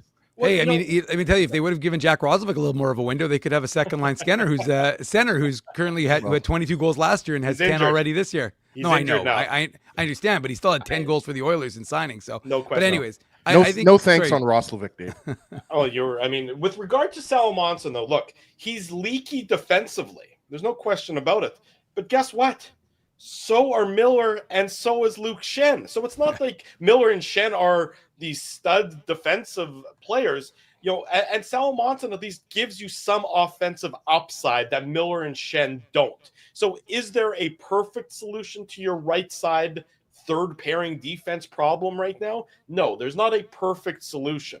But I'll take the guy who, if everybody on your right side or all three options on the right side, Schenn, Miller, and Salomonsson, are all a little bit defensively irresponsible or struggling defensively, I'll at least take the guy who's does a little bit more in terms of getting the puck out of your own zone, which is Salomonsson. Again, the sample sizes are tiny, so it's really not worth 2 it games to delve deep into the numbers. But Schenn and Miller, they just don't do anything in terms of puck moving and getting the puck out of your own zone, while at the same time giving it up defensively. Salomonsson can at least skate some problems out of the way. There's not a guaranteed solution, but I'll take the solution, or I'll take the option that has more upside right now than Miller and Schenn. And if Miller and Schenn stabilize defensively, then maybe that's a different story, and it's a different equation that you're trying to figure out. But given how bad they've been, given how porous Luke Schenn has been, and given the reticence of the organization to give Colin Miller any sort of significant opportunity, I think Salomonsson is your best bet moving forward to at least try and give you a different dynamic back there than cement shoes Schenn and the inconsistent Colin Miller. Well, and Miller, like, in his defense, has not. You used the word inconsistent to describe him, but I would say inconsistent in terms of usage, right? So he's only played 6 or 7 games. Yeah, right, so that tells you what the organization thinks of him. Sure, that's fine, but I don't think. Look, we looked at, and the numbers bear it out. He was good when he was used last year, and he's been good when again. It's 2 coaches now who haven't used him a ton in Bonus and Neal, but the fact of the matter is that when he was in, he was fine as a third pairing guy. He's good enough, and he's again. To me, it's a question of whether the organization is prepared to put a guy on waivers, and I have a big question mark around there because I don't know that they have. They haven't shown the ability to do that in the past. So, and that's a big issue for me, right? Because if you envision Elias Salomonsson, Dave, as being a top 4 defenseman, why are you worried about a guy who's in the last year of his contract? Like, what kind of future? We're not saying, I'm not necessarily an Elias Salomonsson should play the rest of the season for the Jets. That's not what I'm saying. I'm saying right now where the Jets are at with their right side, I'm just saying give him, when Pionk comes back, give him an extra 2, 3, 4 games, right? Yeah. And so if you're worried about putting Luke Schenn on waivers, why are you hockey is a business. If he's not playing well and that's what you got to do, you got to do that. You also don't have to make that decision necessarily immediately because Hayden Fleury is still on IR. Hayden Fleury is still out of the lineup with that concussion, and we don't know what the recovery thereof is. How long that's going to be. We know he didn't make the trip. So he's not imminently set to return or anything. So you do have another window before you have to make any tough decisions with regard to your defense and with regard to waivers having to be an option for any of these players. So that doesn't appear to be a decision that you have to make next week, because Hayden Fleury is, I think it's safe to say he's a week away if everything goes well with his concussion recovery, and who knows about that. So it's not an imminent decision you have to make along those lines. You're going to be able to give Salomonsson another 3-4 games probably before you have to kind of figure that out. I would say that would be, yes, I would agree with that comment. And then if you're talking about waivers for the forward group, you don't owe Tanner Pearson and Gus Nyquist anything. With all due respect to both of them, who had tremendous NHL careers, they're guys who were signed after July 1st to see if they had anything left in the tank. And if they don't, so be it. You can't worry about ruffling feathers, or Yeah. this isn't like this isn't a veteran who's been in your dressing room for the last 5 years that you're now sending down to the AHL. And you can't say like, Pearson and Scheifele obviously played together in Barrie, so they're buddies. Like you can't. Well, no, that's what I'm saying, Drew. I agree. You can't say, oh well, Scheifele and Pearson are buddies, and you can't offend Scheifele because he's buddies with Pearson, right? Like you can't think like that. At this point, they have to make some hard decisions because the Jets' playoff chances are on life support right now. Like they're like, I don't want to overstate it, but like the Jets are 3-8 in their last 11 games, and they're in a position where I think I've said it earlier, they have to win these next 3 road games, or at the very least, Dave, get points in all 3 of these games in order for this to be a successful road trip. Well, to your point, Ezzy, about just courtesy money puck. The Jets now are 48% playoff odds to make the playoffs. I mean, I don't know. I mean, that is remarkable for a team that was probably much higher, probably closer to 90 or 95% after the first month of the season. Now they're dipped below 50% to make the playoffs. That tells you about the struggles, and that tells you that you can't worry about hurting feelings. I mean, it's just not, and frankly, I don't think that Pearson or Nyquist would have their feelings particularly hurt if this happened. They would be disappointed, but I think they've been around this league for long enough to realize, well, shit, yeah, we haven't done enough to continue to keep our spot. So when the team is struggling, they know who the first candidates are to be sent down or put through waivers or to be benched or anything along those lines and get fresh blood out here. They're the guys that the team and the organization has no long-term commitment to and no long-term allegiance to. So don't worry about anything about that other than winning the damn games. Well, and I think that's the key is that, as he said, Joke says, I don't think Mark Scheifele is going to be upset if Tanner Pearson gets sent down. I mean, let's be realistic. What does Mark Scheifele care about? Being around a buddy that he was friends with in Barrie 12 years ago or longer, I should say now. Yeah, it's amazing. It's longer, 15 years ago. But the fact is that, do you have that loyalty or would you rather win? And I think that the answer is pretty obvious that they'd rather win games. So, sure. I mean, at the same time, like, it's fun. Hockey's a funny game, and we've done this. We've been doing the show a long time, so I mean, it's not a function of like I said, next Saturday's show we could be talking about a team that's won 3 games in a row, and suddenly everything's fantastic. But you have to somewhat have these tough conversations as an organization and say, like, are we optimally suited to win hockey games right now?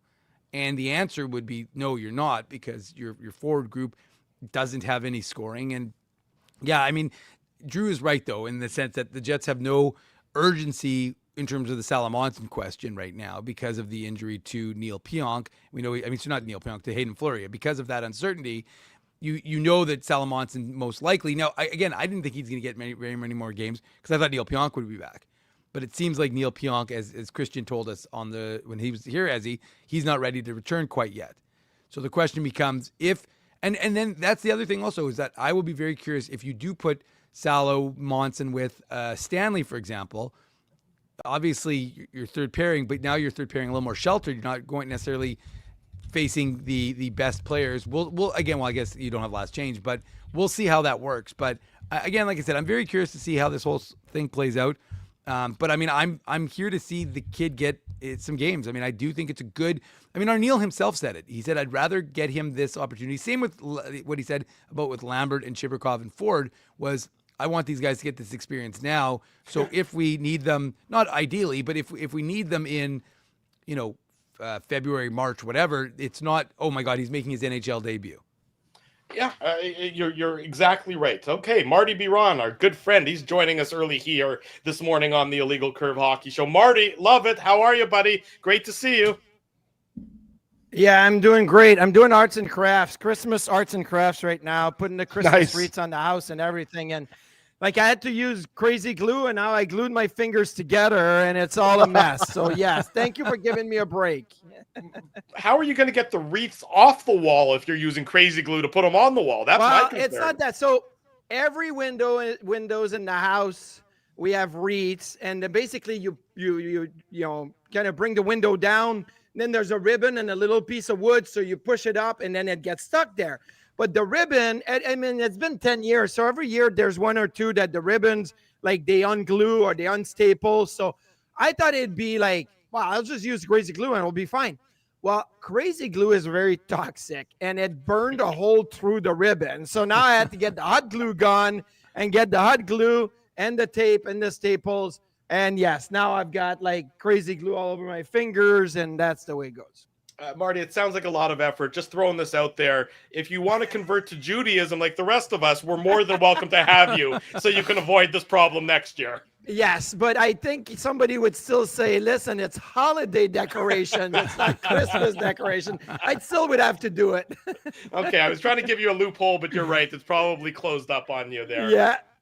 Marty, thanks for joining us. Thanks always to have you on here on the program. We've been everybody in Winnipeg is apoplectic, and not about the upcoming holiday season, but about the performance of the Winnipeg Jets as of late.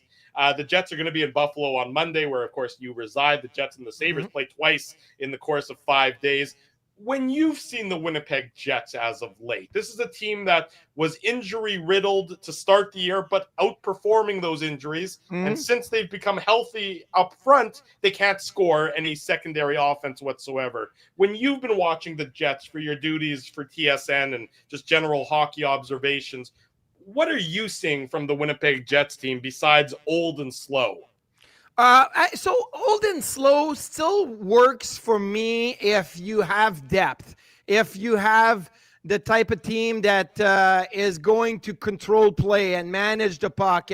But right now, the problem is, I mean, again, it comes down to second line center, right? Like, or second line altogether. Like, you're going with Taze and Nyquist and like Biron or whatever, and then you maybe your second line is more Lowry with near Ryder or whatnot, but you're having a problem with your depth, and that depth was being kind of hidden by obviously Connor Hellebuck and his performance. You had the best goalie in the world, the MVP, and okay, well, maybe you just need 2 goals to win a game. Maybe you just need 3. And no disrespect and no pointing the finger at Eric Comrie, but it is a very, very different situation when you come in and you play every 4 or 5 games as a backup and everything's loose and relaxed and it doesn't matter. And maybe you come in on a 3-game winning streak because Hellebuck has won 3 games. But when you're all of a sudden the guy, you lose 1, you lose 2, that third one, that's a lot of pressure. That's a lot of pressure. And then so the situation is different. But I feel like the depth of the Jets is being exposed now, especially on the offensive side of the game, because of the Connor Hellebuck injury. Marty, you mentioned it's tough to, and you would know this better than anybody because you've been a number 1 goaltender. You've also been a backup goaltender in the later stages of your career, right? What does Eric Comrie have to do, being thrust in this position, right? Because nobody saw the Connor Hellebuck knee surgery coming, and now he finds himself the number 1 goaltender. Thomas Milic played yesterday, and I'm not sure, Marty, if you saw Milic. He was really good yesterday, despite giving up 4 goals. If you watch that game, it was a 1-1 tie in the third period. So we all thought Milic played really well, considering that's your first NHL game against the mighty Carolina Hurricanes, right? But going back to Comrie, what does he have to do? Like, how does he prepare himself both physically, mentally? Like, what's that like for a guy who's been a career backup? Well, I mean, so people are saying, well, pressure in sports is whatever, right? I mean, it is pressure, but so let's just say you have a game. So last night you have a game, so you're playing on Friday, and if you're the backup today, you get to practice, and it's like, I'm just at practice. Maybe you won the game last night, maybe you lost, but you're like, I'm not going to play for another 10 days. I can kind of just be loose and, just have my practice. But for Eric Comrie, that's not the case right now. And I know he didn't play yesterday, but I'm just using that as an example as going in, and every day at practice, you got to prepare for the next day at a game. And the next day at practice, you're preparing for the next game.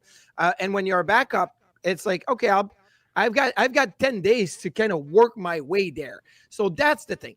The other thing for me is, and you're right. Like when you look at Milic, he's a good goaltender, and he will be fine.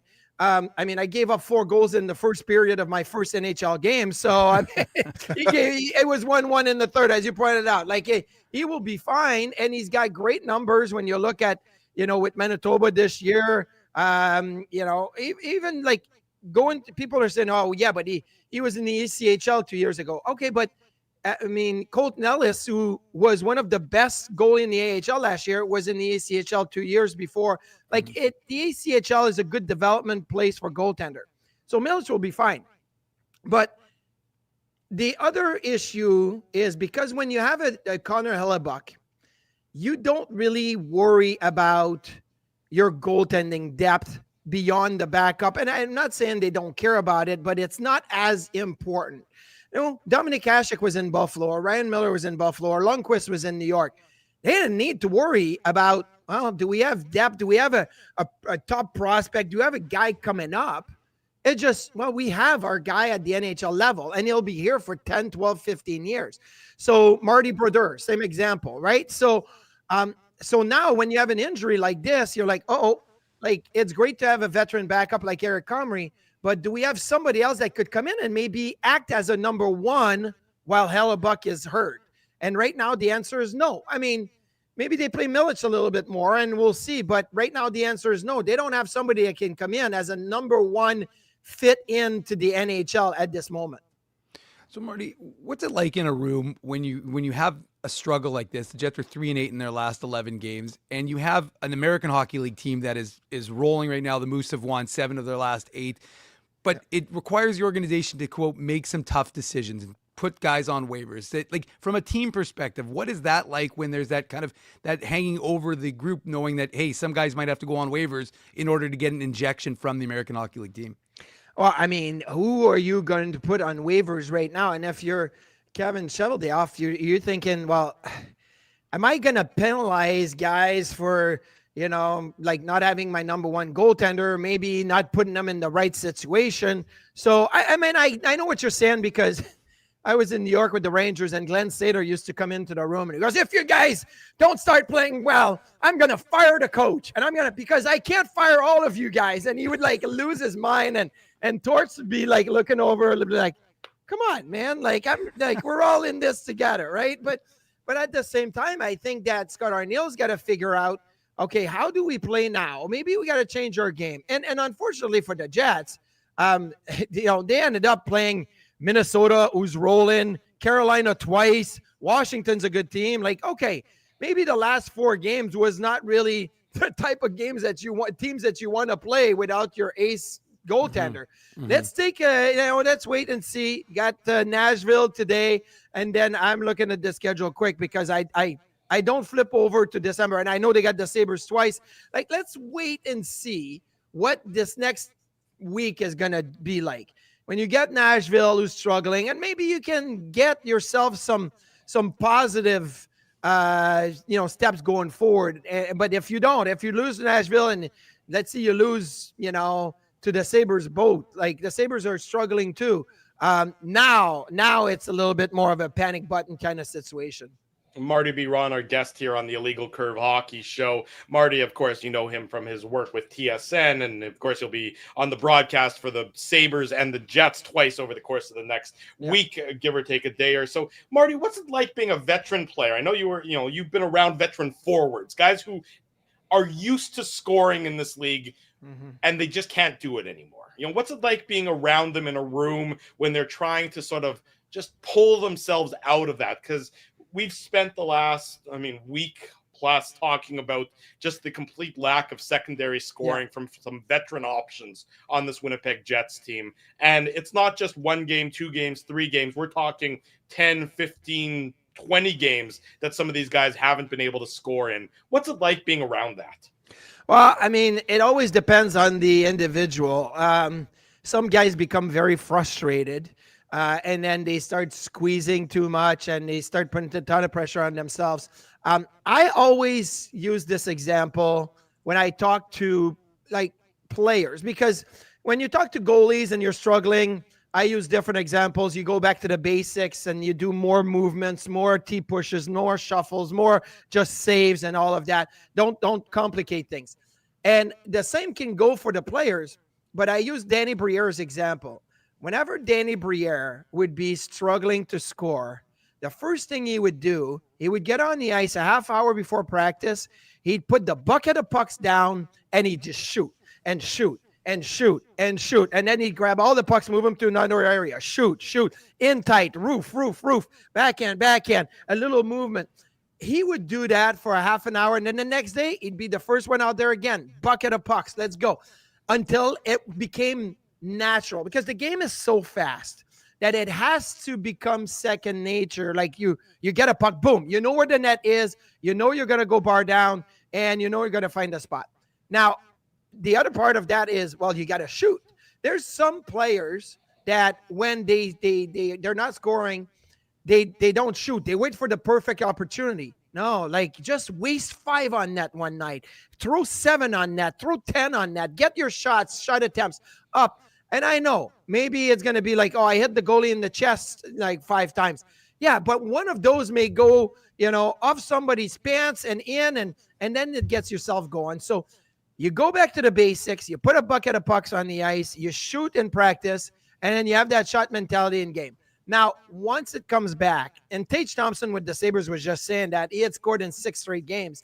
He's like, you know what? When the puck goes in the net, you just feel so good. But you know that it's not going to continue for 80 games. So you got to regain that feeling. And I think regaining that feeling is just shooting pucks all the time in practice and try to get as many shots on net in game.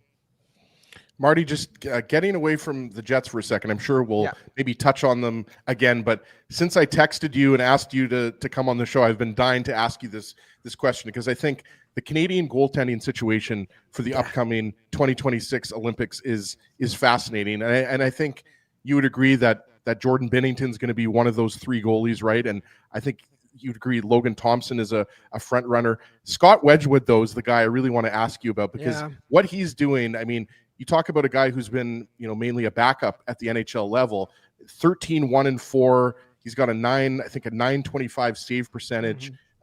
He's just been an incredible story. Nobody's thought he would overtake Mackenzie Blackwood as the top goalie in Colorado. Like, has he done enough for you in this year and last year? Because he had good numbers last year as well. Like, has he cracked the top 3? I mean, I guess that means like a Darcy Kemper, for example, might not be in the top 3. Like, there's lots of options here.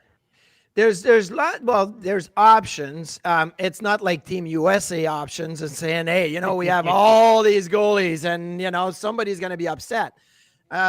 So, yeah, I would have to assume Jordan Binnington is going to be on the team. What he did at the Four Nations face-off, he's not having a good season, but maybe just that experience, right? Like, he's a big game type player. You know what he did in overtime in the finals, So I think Binnington is on. Now, Logan Thompson has to be on because he is, for me, the best Canadian goalie out there. I know that he was well under 2 goals against average for a while, and it got up over 2. But he's better than Scott Wedgwood, in my opinion, at this moment. Now, the conversation for your third guy becomes, what are we looking for? Is this somebody that's going to play? Like, the Olympics is a short tournament. Let's assume Logan Thompson is your number 1 goalie and things don't go according to plan early. Well, their number 2 is Jordan Binnington. And if Jordan Binnington doesn't go well, then you're screwed. You're done. Like it's not going to happen. Like, the third goalie has very, very little chance of getting into some action. So what are you looking for? Are you looking for somebody that caught lightning in a bottle this year? Or looking for a veteran that would understand? And maybe it's Wedgwood because he was a backup. And he maybe he can go out there and not play for 10 days. And then all of a sudden there's injuries. Somebody's sick in the morning of the finals. And, hey, you're going in, bud. Like, and he's ready to go. So I still put Darcy Kemper maybe a little bit ahead because I think Darcy Kemper, having won a cup and everything, that puts him in a different category, maybe in that experience. But there's no denying Scott Wedgwood has had an unbelievable start to the season, so he's gonna make things interesting. And Marty, Ezzy and I were in Buffalo back in 2016 for the NHL draft, and one of the most passionate fan bases that you're going to experience in the National Hockey League. Yep. I mean, Ezzy and I were crossing over from Toronto for the at the border, and the border's taking forever to go. And then I said, Ezzy, what is going on with these guys?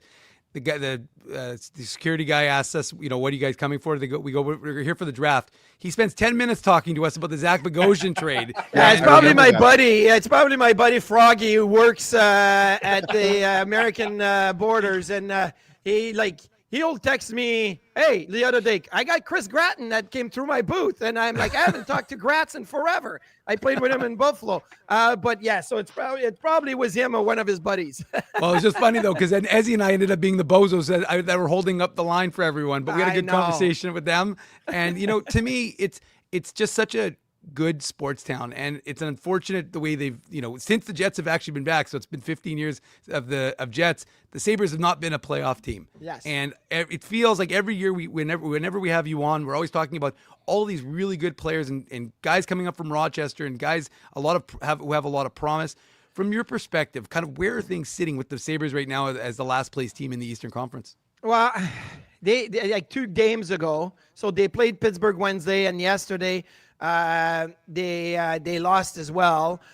So you're looking at those 2 games and you're thinking they were 500. And if you win both, you're probably a point or 2 from a playoff spot. You lose both. And then all of a sudden you're like, this is not going so well. Tage Thompson was on fire. Josh Norris may be coming back soon. That's going to help. The biggest thing, and I'm not going to sugarcoat it, the biggest thing right now is you've got 3 goalies.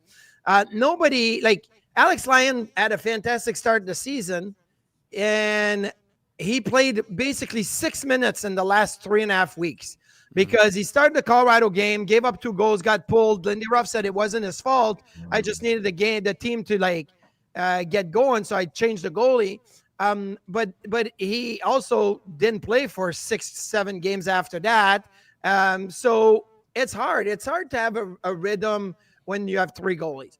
Ukko-Pekka Luukkonen, same thing. Colton Ellis, same thing. So that to me is one of the big thing that's happening right now is you don't really know who your goalie is going to be, who's going to lead the way. There's a third option, which is never good because then there's no rhythm in the games. There's no rhythm in the practice. I've said that for years now. And I know, like Carolina, for example, yesterday, Brendan Bussey, right? I mean, they have 3 goalies. They have Anderson, Kochetkov, and him. It seems to be going, yeah, Carolina is a pretty freaking good team. Like, sorry, but like it's different, right? I mean, that's the thing when it comes to goaltending. I think it affects a little bit of what the Sabres are doing right now because nobody seems to be getting into a rhythm. Well, sticking with the Sabres, again, the Jets and the Sabres play twice next week. Yeah. Alex Tuch, I mean, he's a local kid, and from Syracuse. He's basically, sister city to Buffalo, or close enough to be comparable. Pending a UFA. I mean, with all the pending UFAs that have come off the board, was expected to be a big offseason of UFAs. He's now sort of rocketing towards the top of that list. Yeah. What happens here with regard to Alex Tuch? I mean, I'm sure it's a question that's being asked repeatedly in Buffalo. We talk about it every week on our show Sabres Live with Darren Dreger of TSN because I'm like, okay, Dregs, let's have the weekly question on Alex Tuch. Let's go. And last week he actually said there's a lot of people around the business that believe that Alex Tuch is seeing everybody signing their contracts and maybe there is an approach that says, well, I could be the number 1 free agent next year. Sure. And that could be very attractive, right? On July 1, it seems like everybody's signing. So maybe that's the approach. I think of Alex Tuch as a piece of this core group with Thompson and Dahlin. And I see Alex Tuch as you mentioned a Syracuse guy. His brother Luke is in the Montreal organization. So for mom and dad Tuch that are in Syracuse, it's 2 hours to Buffalo. It's 3 hours, 3.5, 4 hours to Montreal. It's like, it's easy, right? I mean, he was in Vegas before, so, in Minnesota, so they know what that's like, but I don't know. I would like to think that Alex Tuch is going to remain at Buffalo Sabres for a long time, but players want to win. Players want, especially a guy like Tuch, who saw the Vegas Golden Knights win a cup after he left. Players want to win, and I think he's going to get his money in Buffalo or elsewhere. So this may be a pretty sticky, tricky situation. Marty, sorry, I was just going to ask you another question about the Sabres. I think we wouldn't be doing our job if we didn't ask you about Josh Doan, because of course his dad played one season for the Jets. Obviously, the majority of his career was with the Coyotes, but he obviously has deep roots here in Winnipeg. And Doan was, of course, the player that came back in the JJ Peterka trade with Utah. How would you assess his play? Because we don't watch him. We don't watch the Sabres obviously as much as the Jets, but how have you thought Josh Doan has done in his first year with the Sabres? I think he's been great, and I really like. And I don't want to call him Donor, because Donor was his dad Shane, and then I'm like, everybody calls him Donor, and I'm like, no, you're Donor Jr. That's what you are. Like, you're not Donor. He's a great guy, great kid, works hard, plays with an edge, attacks the net. He was playing on the top line with Thompson and Tuch. The problem is, because he's a righty, he was playing the left side. So you have three righty on the same line. So it created some issues. I think that we may see Zach Benson being on the top line with Thompson and Tuch here, over, like maybe even today. They really didn't fare well. They had 41 shots yesterday, but they didn't really get themselves going the way that they needed. So maybe there's going to be some changes. And with Josh Norris coming back too, that may change a few more things. But Doan, I like the edge that he brings. I would see him on a line with like Zucker and McLeod and be like, this is a line that would be so hard to play against, right? Like, every puck battle is contested. There's some guys going to the net. There's some speed. Josh Doan is he's becoming a fan favorite. And when JJ Peterka got traded, really the big piece was Michael Kesselring, the right-handed defenseman coming into the trade. And then Doan came along too. And I think people are realizing now, maybe Doan was not just a throw-in. That was somebody the Sabres had targeted, and they're happy he's here. Is it a real tree or an artificial tree in the house, Marty? Well, they're multiple. There is artificial, but there's also the real one isn't up yet. Okay. So like, I tried to just do, like I said, some of the labor that needs to be done. Like those wreaths on the windows, it's a little bit more, like bring the windows down. So I do that. When it comes to the Christmas tree, I bring them up from the basement. I put them where they have to be, and then I walk away. And then the decorating part is not my forte, so I stay out of that. Well, we'll let you get back to your handyman duties and get into the holiday season. Yes. Marty, Jets and the Sabres twice over the next few days. Always great to catch up with you. Happy holidays if we don't speak before then. Thanks so much for joining us. Happy holidays, you guys. And you know what is weird too? The Sabres are in Minnesota today. They come back to play the Jets, and then they go back to Winnipeg. Like, it's like they are there. They're right, basically neighbor, and they got to come back and then go back. So it's weird. But anyway. It's okay. Thank you, Marty. Be well, buddy. Good seeing you. Have a good one, guys. Thanks, Marty. Take care. Thanks, Marty. Marty Biron, always one of our beauties, one of our favorites, joining us this morning. We're way behind in our commercial break, so we'll take one of those. We'll come back. More of the Illegal Curve Hockey Show on this Saturday morning. It's presented by our friends at Play Now. I want to thank you for not betting with Play Now and choosing our illegal gambling site instead. Because we couldn't afford things like this without your money. So much of your money. Now you might have questions like, do our profits benefit your community? No. Or bet with Play Now, Manitoba's local legal and secure gambling site. Dining, entertainment, parking, and convenience, all in one spot. City Place is located in the heart of downtown Winnipeg, attached to the Canada Life Centre. Whether you're working, living, or out for a night in the downtown, make City Place your go-to destination before or after the fun finds you. Lunchtime, game time, anytime. Visit City Place at 333 St. Mary Avenue, next to Canada Life Centre. Boys, I've made an important life decision, and I need your support. Oh, boy. I've decided to get a grill.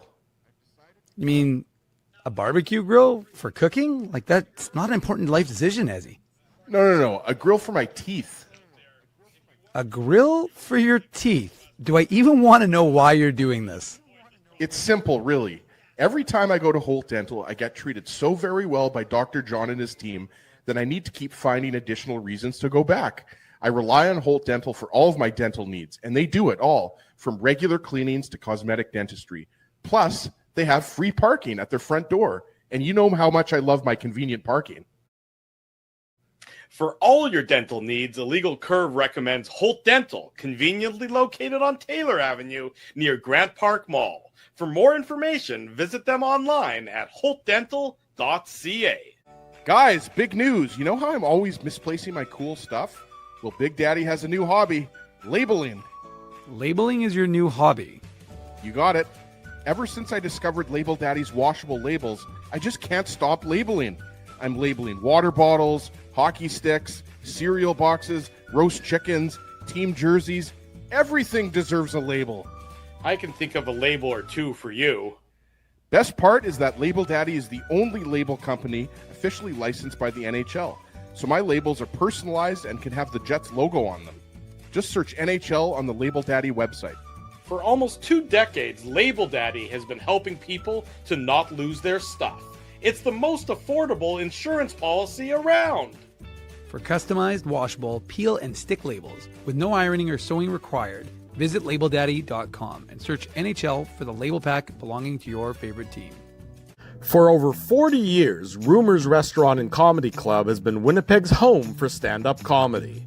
Renowned in the comedy world as a must-play venue, Rumors has recently been named Canada's top comedy club and a top 5 comedy club in North America. From birthday parties to date nights to fundraisers, wedding socials, and everything in between, Rumors is your destination for the best live entertainment Winnipeg has to offer. For information on upcoming shows, Rumors' incredible promotions, and to purchase show tickets, visit rumorscomedyclub.com. At Boston Pizza, a fast lunch doesn't have to mean fast food. Now you can get a $15 lunch served in just 20 minutes, including your choice of a main, side, and drink. That's right, lunch for $15 at your local Boston Pizza.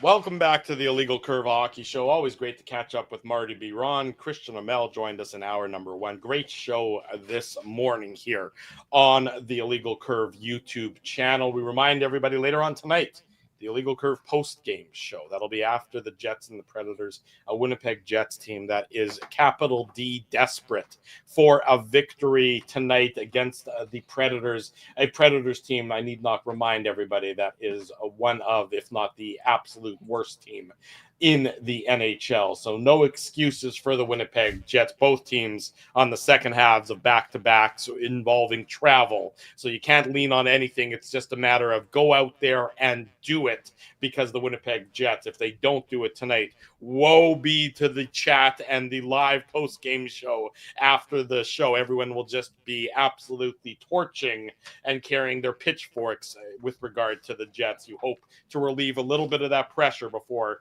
they move on to Buffalo and Montreal on this road trip, gentlemen. Yeah, boys, I don't think I've wanted a Jets victory more than at the end of that road trip, that 6-game road trip when the Jets played the Flames.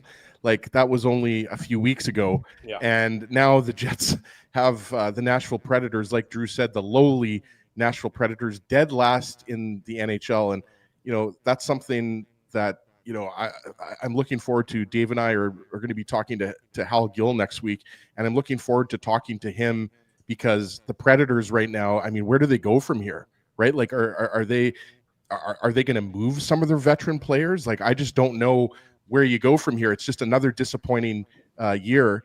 But you got to win tonight's game. And like I said earlier, you know, I want to see a full 60-minute effort. Obviously, more importantly, Dave, Scott Arniel wants to see a 60-minute effort. What are you laughing at there, Dave? You got a big smirk on your face. On your face. I want to figure out what that smirk is about. Yeah, so, Dave.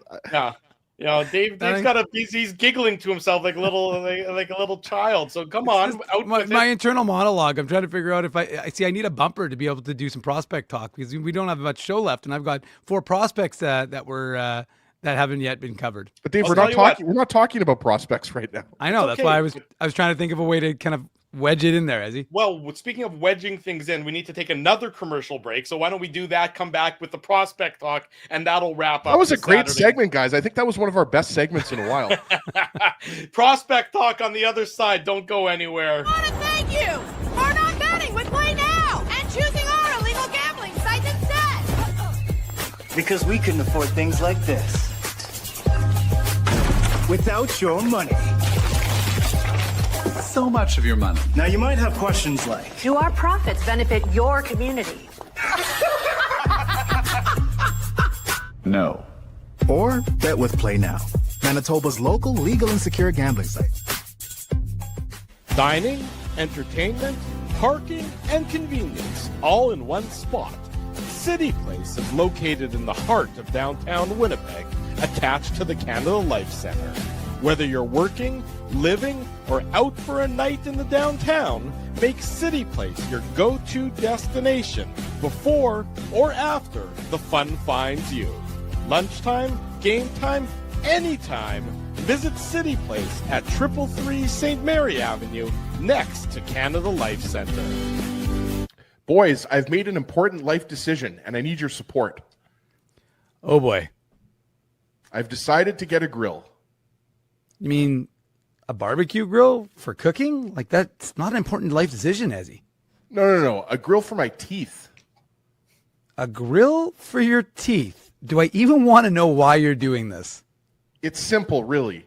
Every time I go to Holt Dental, I get treated so very well by Dr. John and his team that I need to keep finding additional reasons to go back.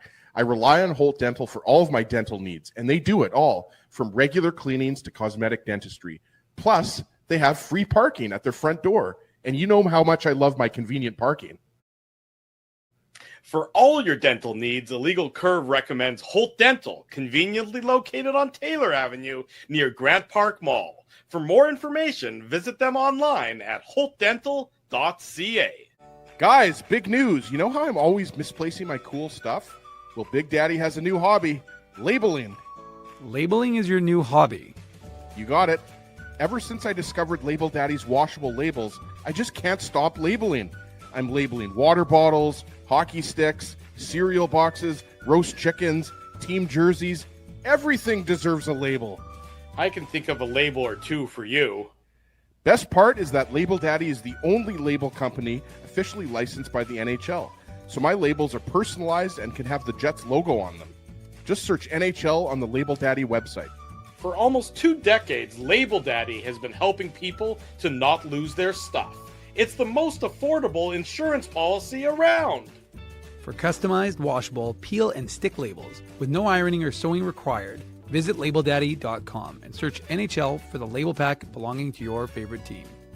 For over 40 years, Rumors Restaurant and Comedy Club has been Winnipeg's home for stand-up comedy.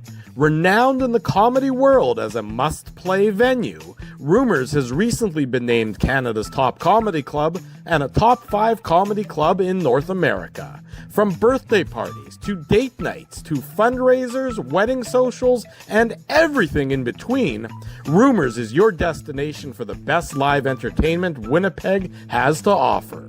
For information on upcoming shows, Rumors' incredible promotions, and to purchase show tickets, visit rumorscomedyclub.com. At Boston Pizza, a fast lunch doesn't have to mean fast food. Now you can get a $15 lunch served in just 20 minutes, including your choice of a main, side, and drink. That's right, lunch for $15 at your local Boston Pizza. Into overtime on this Saturday edition of the Illegal Curve Hockey Show. Overtime will feature some prospect talk courtesy of our buddy Dave Manouk. He assures me he's going to keep it tight because some of us have to get to the Pan Am pool for a swim meet. David, prospect talk, if you will, please. Okay, I will do indeed, Drew. I will keep it tight. Kevin Heath. Dave, I'm trying to wrap my head around. Isn't Drew a little old to be in a swim meet? I'm not in the swim meat, is he? You're never too old, Ezzy. You're never too old. And speaking of guys who are not too old, Kevin Heath, 2024 fourth rounder, he had a goal for Niagara. Kieran Walton, the 2024 sixth rounder, and he's best friend. 2 goals, 1 assist for Sudbury on a not a very good Sudbury team. And for the record, he takes a lot of shots. He had 10 shots in the game last night. The Jets could have used them because they don't take a lot of shots. But Kieran Walton, the prospect, he had 10 shots for Sudbury yesterday. He leads the OHL in shots, actually by a wide margin. I think about 20. I think he's got 23 or 24 more than the next closest guy. And then sticking in the OHL, Jacob Cloutier, the 2025 seventh rounder. He had 2 assists for Saginaw, 2 primary assists for Saginaw. And then over in the WHL, it was a goal for Oakbank's Owen Martin for the 2025 third rounder, his 5th of the season. So the prospects were getting into action. I don't think any of the college guys were playing yesterday. So no updates on Garrett Brown or Sasha Boumedian or, well, Connor Levis technically is still a Jets draft pick. Edison Angles, bro. Edison Angles. Well, he's an OHLer though, Ezzy. So Ezzy just wanted to say the name Edison Angles. Oh, he didn't that's fine. Want you to do anything with it. He just wanted to say Got the name. 16 points in 21 games for the Brantford Bulldogs. Not bad. Brantford, and they keep acquiring guys. So it's an interesting prospect pool. But we're seeing them a lot with the Manitoba Moose, who will be playing in 3 hours' time. They'll be going up against the Chicago Wolves. So more prospect talk coming on tonight's show when after the Wolves and the Moose play, as Moose go for their 8th win in 9 games. I'm already getting excited to hit that Manuk Moose minute bumper right now, Dave. You can practice after the show ends. Make sure you got your trigger finger ready to go for later on tonight. A full day of activity ahead. You got the Moose and the Wolves, as Dave mentioned. Then you have the Jets and the Predators. And then later tonight, of course, afterwards, after the game concludes, the Illegal Curve post-game show here on the Illegal Curve YouTube channel. Yes, to David. give Dieter Meister, Dieter Meister just asked, what about the European prospects, Ezzy? And Victor Klingsell, who was a prospect of mine to watch, really... Dave, stop. No, I'm just going to say quickly, did get recalled up to he was playing in the junior league in Sweden, got called up to the SHL with Skellefteå, scored his first goal in the SHL. So I'll mention him as well. He's very exciting, scoring a lot of points in the junior league. So he's a prospect to watch. Can't get anything past that man. There's a steel trap of information when it comes to Jets prospects. That's why he has that smirk on his face on a regular basis. Thanks to everybody for joining us this morning on the program. If you haven't already done so, smash the like button, subscribe to the channel, subscribe to the podcast, and leave us some feedback. Tell your friends, tell your family. Best place to be is every Saturday morning here on the Illegal Curve YouTube channel. And then again, a little bit later tonight for the Illegal Curve post-game show. We'll see everybody on Wednesday at Boston Pizza on Taylor Avenue. Want to say a big thanks to all of our sponsors. That, of course, includes our friends at Boston Pizza, Label Daddy, Wheatland Hockey, City Place, Holt Dental, Rumors Restaurant and Comedy Club, and, of course, our title sponsor is our friends at Play Now. We look forward to seeing everybody a little bit later on tonight for the post-game show. Thanks all for joining us. For Dave Manuk, for Ezra Ginsburg, I'm your host, Drew Mandel. If it's Saturday, as you all know it, it is the Illegal Curve Hockey Show live on the Illegal Curve YouTube channel.